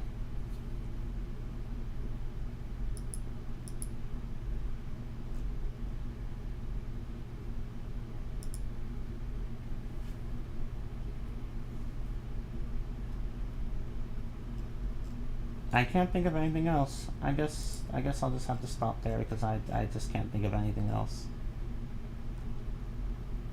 Oh, wait, I have an idea.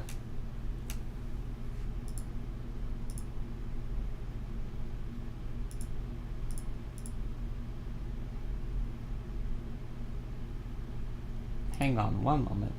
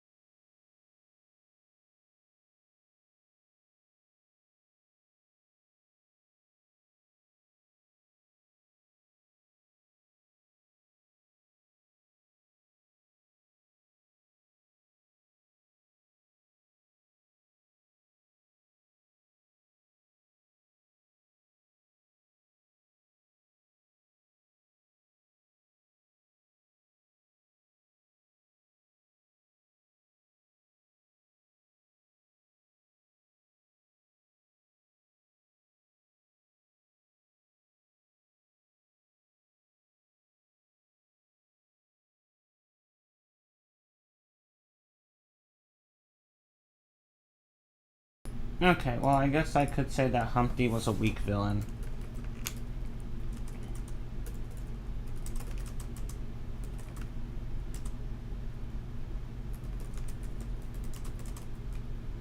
I just didn't think he was a very good villain. I already explained why, but basically, it feels like I feel like the film would have been better if he had just like been a villain throughout instead of just like pretending to be Puss's friend, but then stabbing him in the back later. I feel like, cause like here, like he goes from being good to being bad to being good again, and it's just like it just feels all over the place in my opinion. I don't know. I just felt like Humpty could have been written better. That's just me though. But I think that's all I can say about Puss in Boots. Overall, good movie. Better than Shrek the Third. Maybe even better than Shrek Forever After. Maybe though. I don't know. But yeah. Okay. Let's see. I guess I already talked about the short. I might as well. I already covered a few of the short films or specials. Okay, so I already talked about Karaoke Dance Party. I did not. That one's kind of cringe. Shrek the Halls. I like that one. It's basically about Shrek wanting to have the best Christmas for his family, but it becomes a mess because Donkey and the other fairy tale creatures keep trying to help Shrek, but Shrek, no, they're not really listening to any of what to Shrek, like any of what they never ask him what he wants. So it's like, and they end up ruining his Christmas, and he just gets mad at them and forcefully kicks them out, and even throws Donkey out of the house, literally. Only for Fiona to get mad at him for it. And rightfully so, because Shrek didn't have to do that. But everyone makes up in the end. Everyone apologizes to each other. But yeah, it was a good one. Far, Far Away Idol. This one I did watch as a kid. The Ghost of Lord Farquaad and all the others. It was only the Karaoke Dance Party and Far, Far Away Idol I actually watched as a kid. The others I have never watched. I had never watched up until today. Far Far Away Idol it's okay. I like, it's certainly not as cringy as Karaoke Dance Party in my opinion. Most of the characters had acts that were at least decent, although a few had crappy acts, but that's, I mean, some of them, but like those characters are meant to have terrible acts, so just whatever. You can actually, on the original DVD version, you can't do this on the Blu-ray. You can't do this on Blu-ray, apparently. At least I don't think you can. On my disc, I just can't. Since I have a collection of Shrek shorts, I just can't do it here. But on the original DVD release, you could actually select who would win the singing, who was going to win the singing contest. Oh yeah, and Simon Cowell's a judge, by the way. Yeah, he actually appears in this one. But yeah, in the original DVD release, you could choose who would win the contest. But the stupid thing though is that you can pick Donkey, Puss, and Shrek and Fiona. Shrek and Fiona are both one act, so you could pick those three groups. But if you try to pick anyone else, and there are like 7 other characters or groups, if you try to pick anyone else, you just get a scene of Simon being picked as the winner. But for Donkey, Shrek, Fiona, and Puss, you actually get a scene where they celebrate their win, which I found really stupid. It's like, why even give us those choices if you're just gonna make Simon be the one that's picked most of the time? It just makes no fucking sense. And you're gone.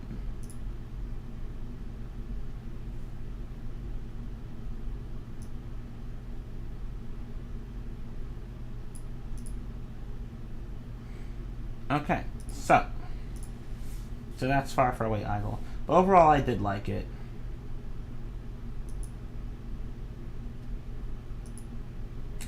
Okay, the ghost of. I already talked about the ghost of Lord Farquaad. Scared Shrekless. Already, I'll talk a bit more about that one. So apparently, it takes place right after the first movie. No, the second movie. Sorry, the second movie. It takes place right after the second movie. And it's dumb though because, well, not the short itself, but there's just one part that's dumb. So Shrek dares the others to tell the scariest story that they can, and um and and like whoever wins gets to be crowned the king of Halloween or whatever.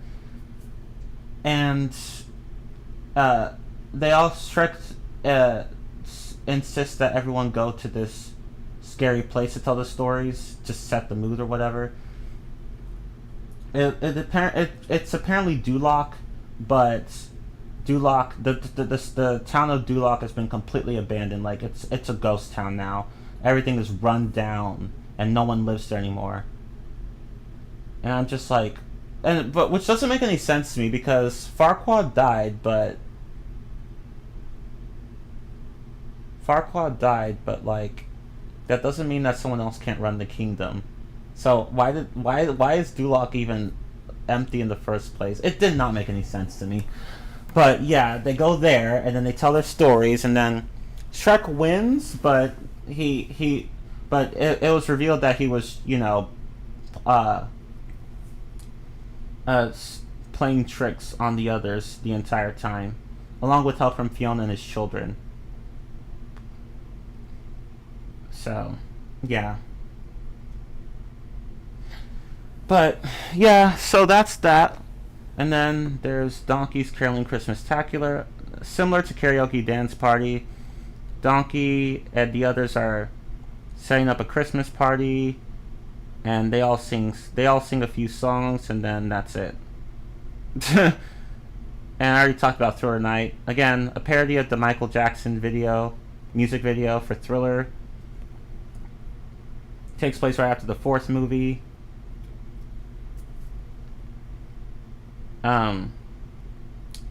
It starts off with Shrek like leaving a movie theater, puppet show theater, whatever. Um,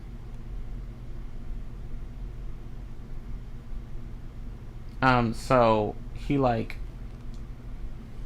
so he leaves the theater with Fiona, Puss, and Donkey, and he complains about how the movie wasn't scary enough. And then Donkey's like, "I bet we could scare you."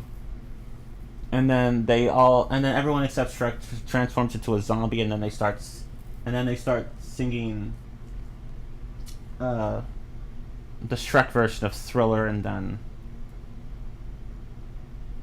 Shrek snaps out of his nightmare. It was all a nightmare. Shrek snaps out of it, and apparently he slept. He's back in the movie theater with the others, and he's apparently slept through the previews. So the movie hasn't even ended, and Shrek's like, "No, not more," or whatever. So yeah, that's that one. It wasn't. I personally didn't think it was very good. I don't know. I'm just not a fan of some of these shorts. I'm just not a fan of them, if I'm going to be honest. The Pig Who Cried Werewolf. Now that one was actually interesting because it actually took the werewolf trope and just completely subverted it. So the wolf character and the three little pigs, they're the main characters here. The wolf character at night transforms into a human woman who wants to eat the pigs. And I'm just like, oh, okay. That's actually kind of funny. So I actually like that short. So which shorts did I like? I liked I guess I liked The Ghost of Lord Farquaad, Far Far Away Idol, Shrek the Halls, and The Pig Who Cried Werewolf. The others I have, the others I'm either indifferent to, or intolerant of. Like I just cannot, like the others I just flat out either didn't care for or just outright didn't like. So, so yeah, that's my those are my takes on all the specials. Karaoke Dance Party takes place right after the first movie, by the way. Like, basically, like, right after the marriage. Shrek and Fiona's, sometime after Shrek and Fiona's marriage.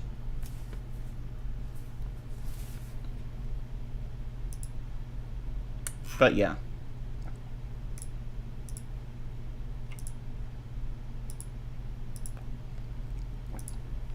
Okay.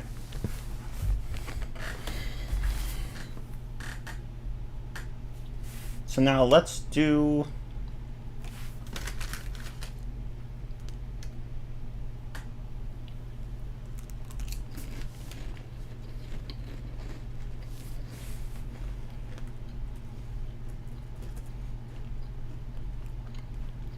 So, let's do the conclusion. So what would I rate all these movies? The specials I'm not going to bother rating them.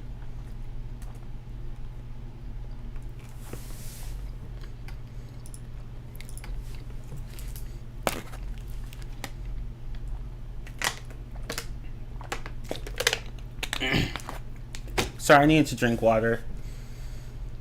Okay, that's better. Alright, so what would I rate? Hold on. Oh, I'm sorry, I'm supposed to have a comment section first. Comments. General comments. Okay. So, Shrek 1 and Shrek 2 are the best films in the series. Shrek the Third is the weakest film, in my opinion. Shrek Forever After and Puss in Boots are decent films. Okay, so my ratings, what would they be? So, Shrek 1 gets, what would I give Shrek 1?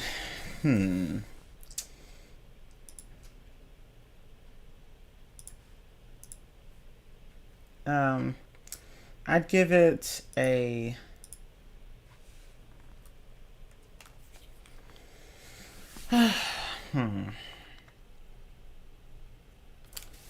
9 out of 10. Why not? Shrek 2. Fuck it. 10 out of 10. Shrek the Third. 5 out of 10. Shrek Forever After.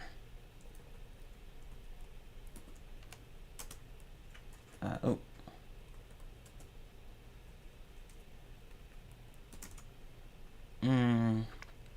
7 out of 10. Puss in Boots.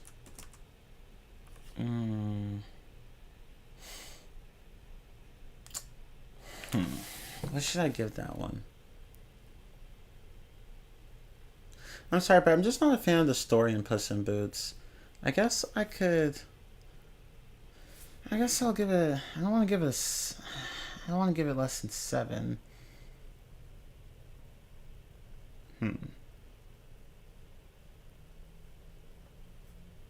Fuck it. 6.5 out of 10. Oop.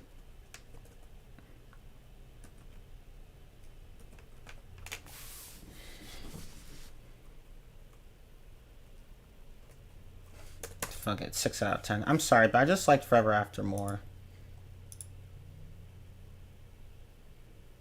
That's just me. Shrek 2, Shrek, Puss in Boots, Shrek the Third, Shrek Forever After. My ordering is kind of similar. So with me it would be Shrek 2, then Shrek 1, then Shrek Forever After, then Puss in Boots, then Shrek the Third.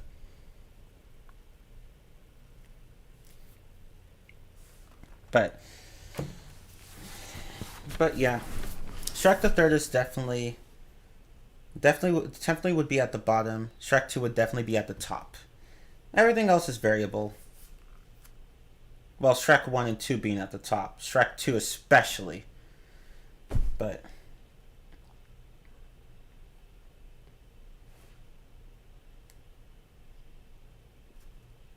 yeah, it's very rare for me to give a movie a 10 out of 10. So that's how good Shrek 2 is to me. I just love it. It's about as good as Kung Fu Panda 2.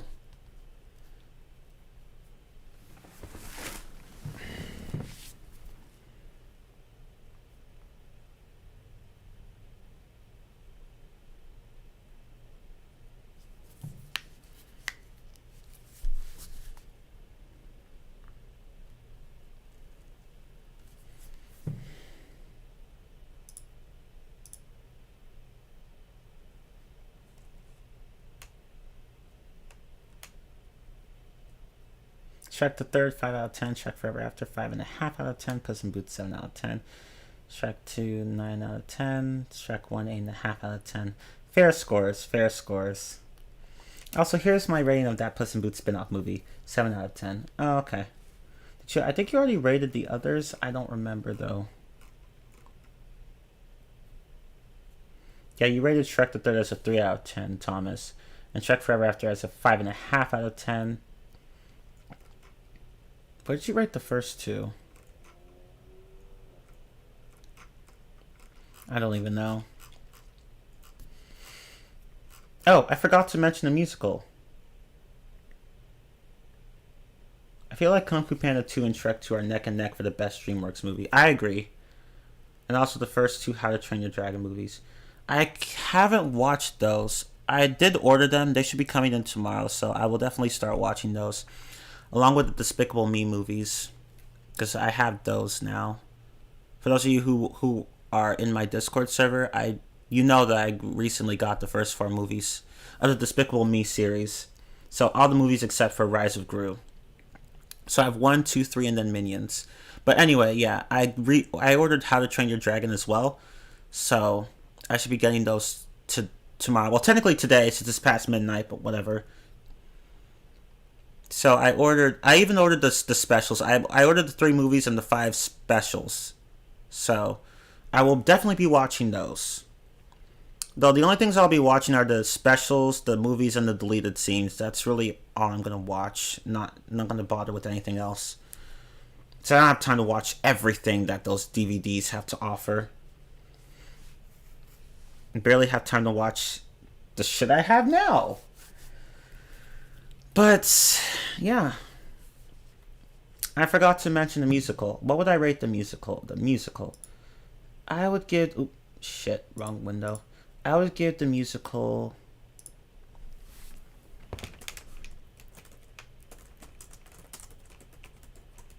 8 out of 10.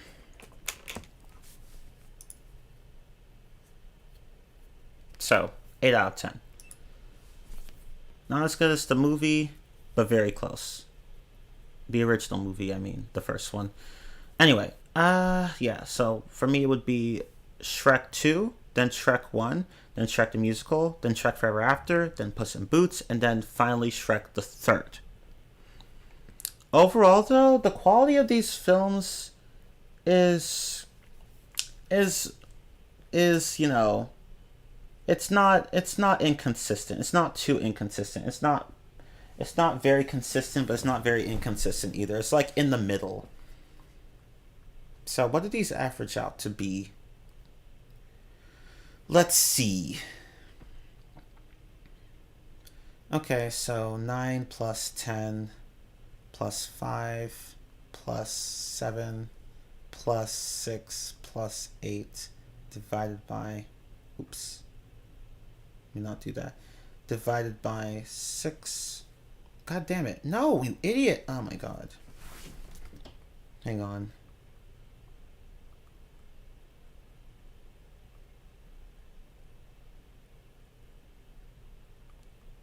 Seven and a half. So they all average out to 7.5.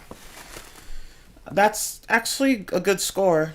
So the overall quality is fairly consistent if you ignore whatever the third film was. I mean, it's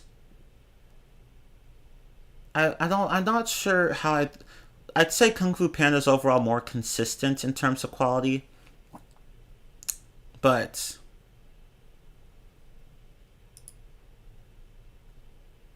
yeah. Maybe I'll let me just change one actually. Let me just change this to 6.5. Or yeah, 6.5. Okay. Yeah, let me change the Puss in Boots rating to 6.5. Okay, so yeah, overall, these movies aren't terrible. They're generally they generally range from decent to good. There's just one that brings all the others down.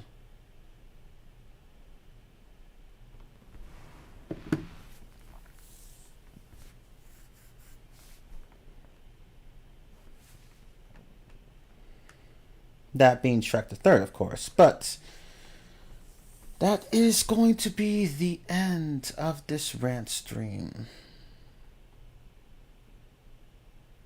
I wasn't expecting to take this long. I thought it was going to be like an hour, an hour or two at most. Nope. Not even an hour or two at most. 4 hours. Right? 4 hours. Yeah, exactly. That's the thing. As I was about to say, I guess I interrupted myself or forgot. The Kung Fu Panda. Actually, no, I think I did say it, but yeah, I'll say it again anyway. Maybe I did. I don't know. I'm tired. But the Kung Fu Panda movies are definitely more consistent in terms of quality compared to the Shrek franchise or even the Madagascar franchise. I can't comment on How to Train Your Dragon because I haven't watched any of it, except for bits and pieces of the first movie. But I haven't even watched. I haven't even like. Apparently, there's also this live. There's a live musical version of it. Like, although I'm not even sure if it's ever been. I'm not even sure if it's available on YouTube to watch. But yeah, like How to Train Your Dragon. I've never watched, but I do plan to watch it. But Kung Fu Panda is definitely more consistent in terms of quality. And I'd say the Madagascar series is also more consistent than the Shrek series is in terms of quality. But Kung Fu Panda is just the most consistent out of all of them. Except for How to Train Your Dragon, because I can't comment on that. But yeah, the Kung Fu Panda series is pretty hard to beat. It's arguably DreamWorks, uh, DreamWorks' best movie series, excluding How to Train Your Dragon, because again, I haven't watched any of it. But that is that. I mean, to be fair to Shrek, the Shrek series is definitely a lot better than the open season series because Shrek the Third is, which is arguably the series' worst film, is better than Open Season 1, which is the series' best film. So that's something.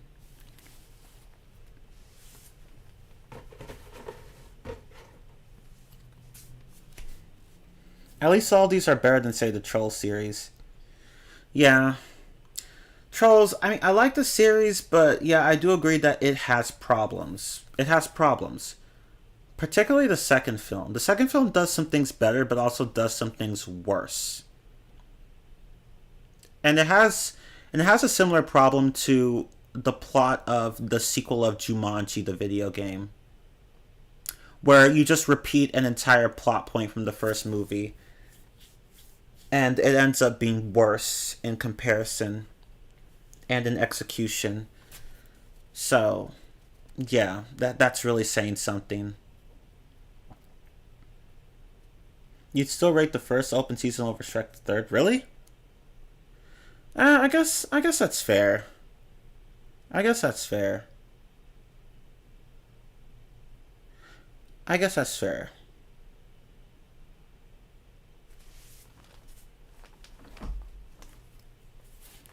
Man, now that I think about it, maybe it is a bit of a stretch for me to say that Shrek the Third is better than Open Season 1. I'd say that they're on par with each other. At least on par with each other. So. But. Because they both have their pluses and minuses. But really, the fact that Shrek's worst film,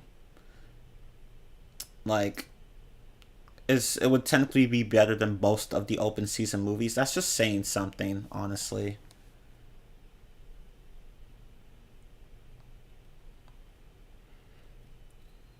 Yeah, we'll just have to wait and see for Kung Fu Panda because we don't know how the fourth movie is going to turn out. It'll be 2 years before we even get a release. 2 years at the very least. And that's hoping that there are no more COVID outbreaks or anything like that. The future is uncertain.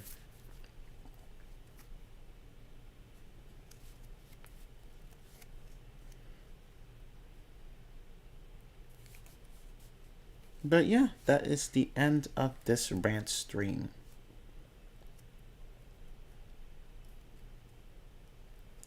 I can't think of anything else to say. I'm going to do not Despicable Me, sorry. I'm going to do Ice Age tomorrow with Tan Man. He's probably gonna talk most of the time. Because honestly, he has a lot more to say about those movies than I do. But I've watched only the first 3 movies so far in the Ice Age series.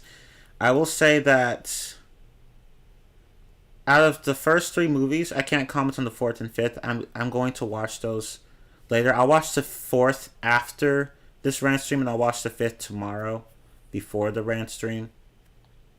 Before the rant stream tomorrow, I mean. But 1 was good. 2 was a little worse than 1, but still good. And 3 was okay, I guess. I'm sorry. I think 3 is just weaker than 1 and 2. Sorry, not sorry. And from what I've heard, 4 and 5 are even weaker than the first 3. So I'm not looking forward to those. But I will withhold judgment until I watch the movies for myself. Because you never know. I might like them. I might not. Who knows? But we will, what was I going to say? Shit. Oh well. But yeah, I'm definitely going to watch the next 2 films. You still only watch the first 3? Okay, that's fine.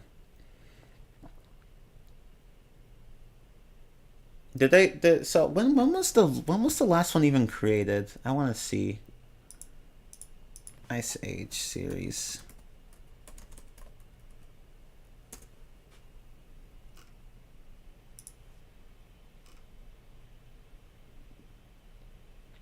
Okay, so the first one was released in 2002.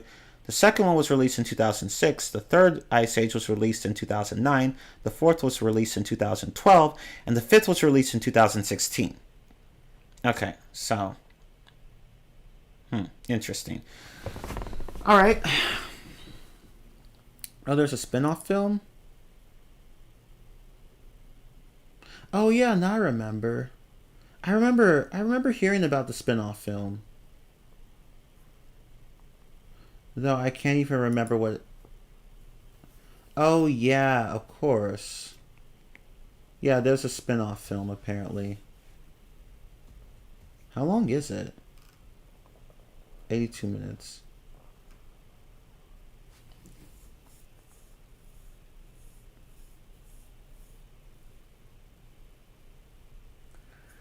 Okay.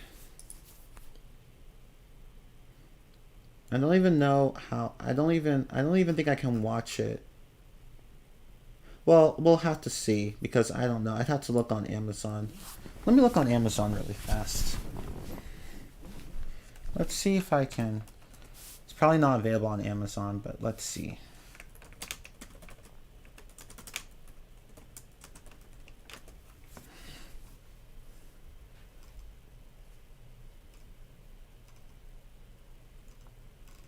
Nope.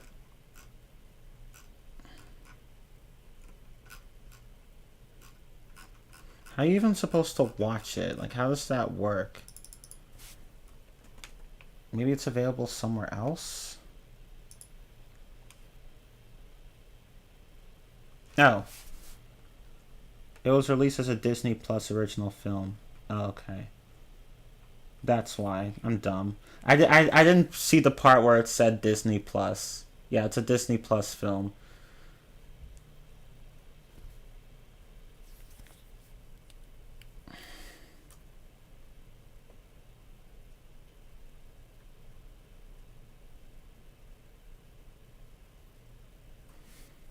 So,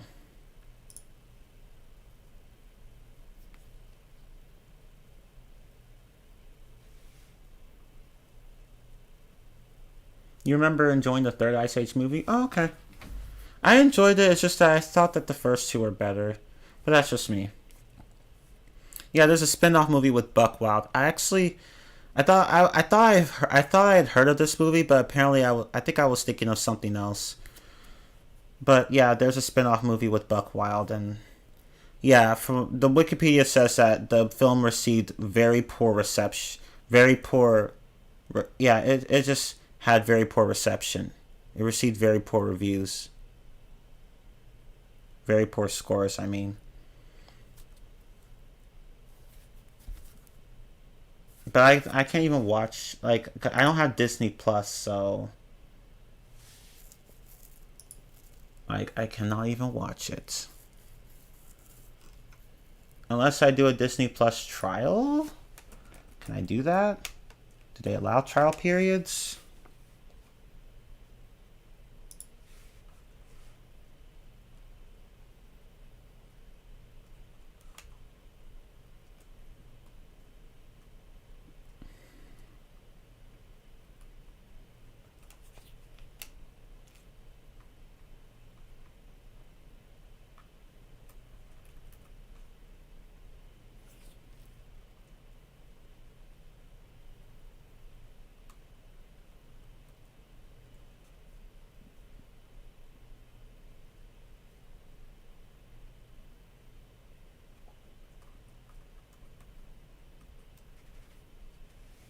No, whatever. In any case. In any case, we'll cover Ice Age tomorrow. You think they should? I think so too. Let me see. Disney Plus trial.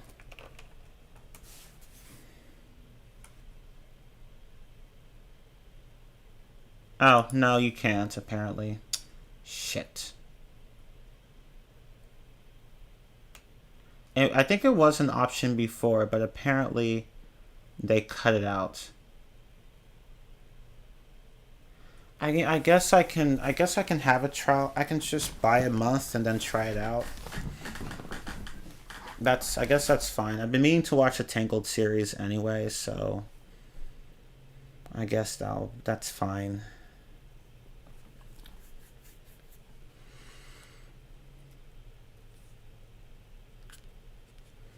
But I will worry about that tomorrow.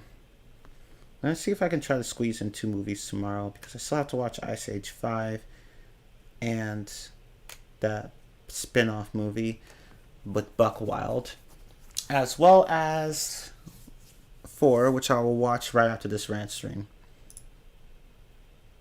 And fuck the spammers. I know! I don't know why I don't know. Fuck the spammers. They're so annoying. Damn. Hate them so much.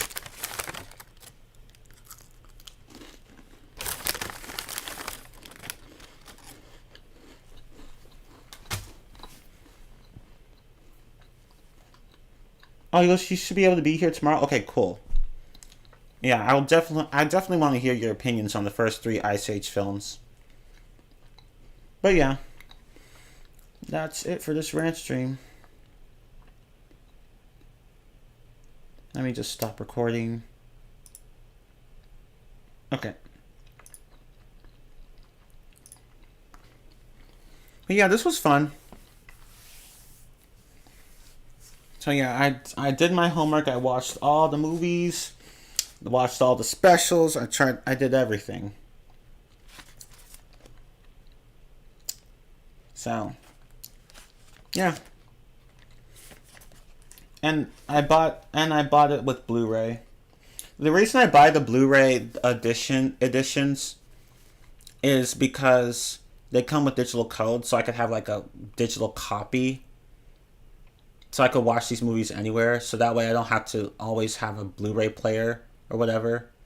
I could just watch on my computer or whatever, which is great because I actually share my account with my cousin.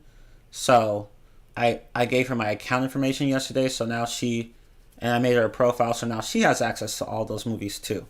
So I get movies for myself and for her, which is why I prefer Blu-ray releases, because they usually have digital codes.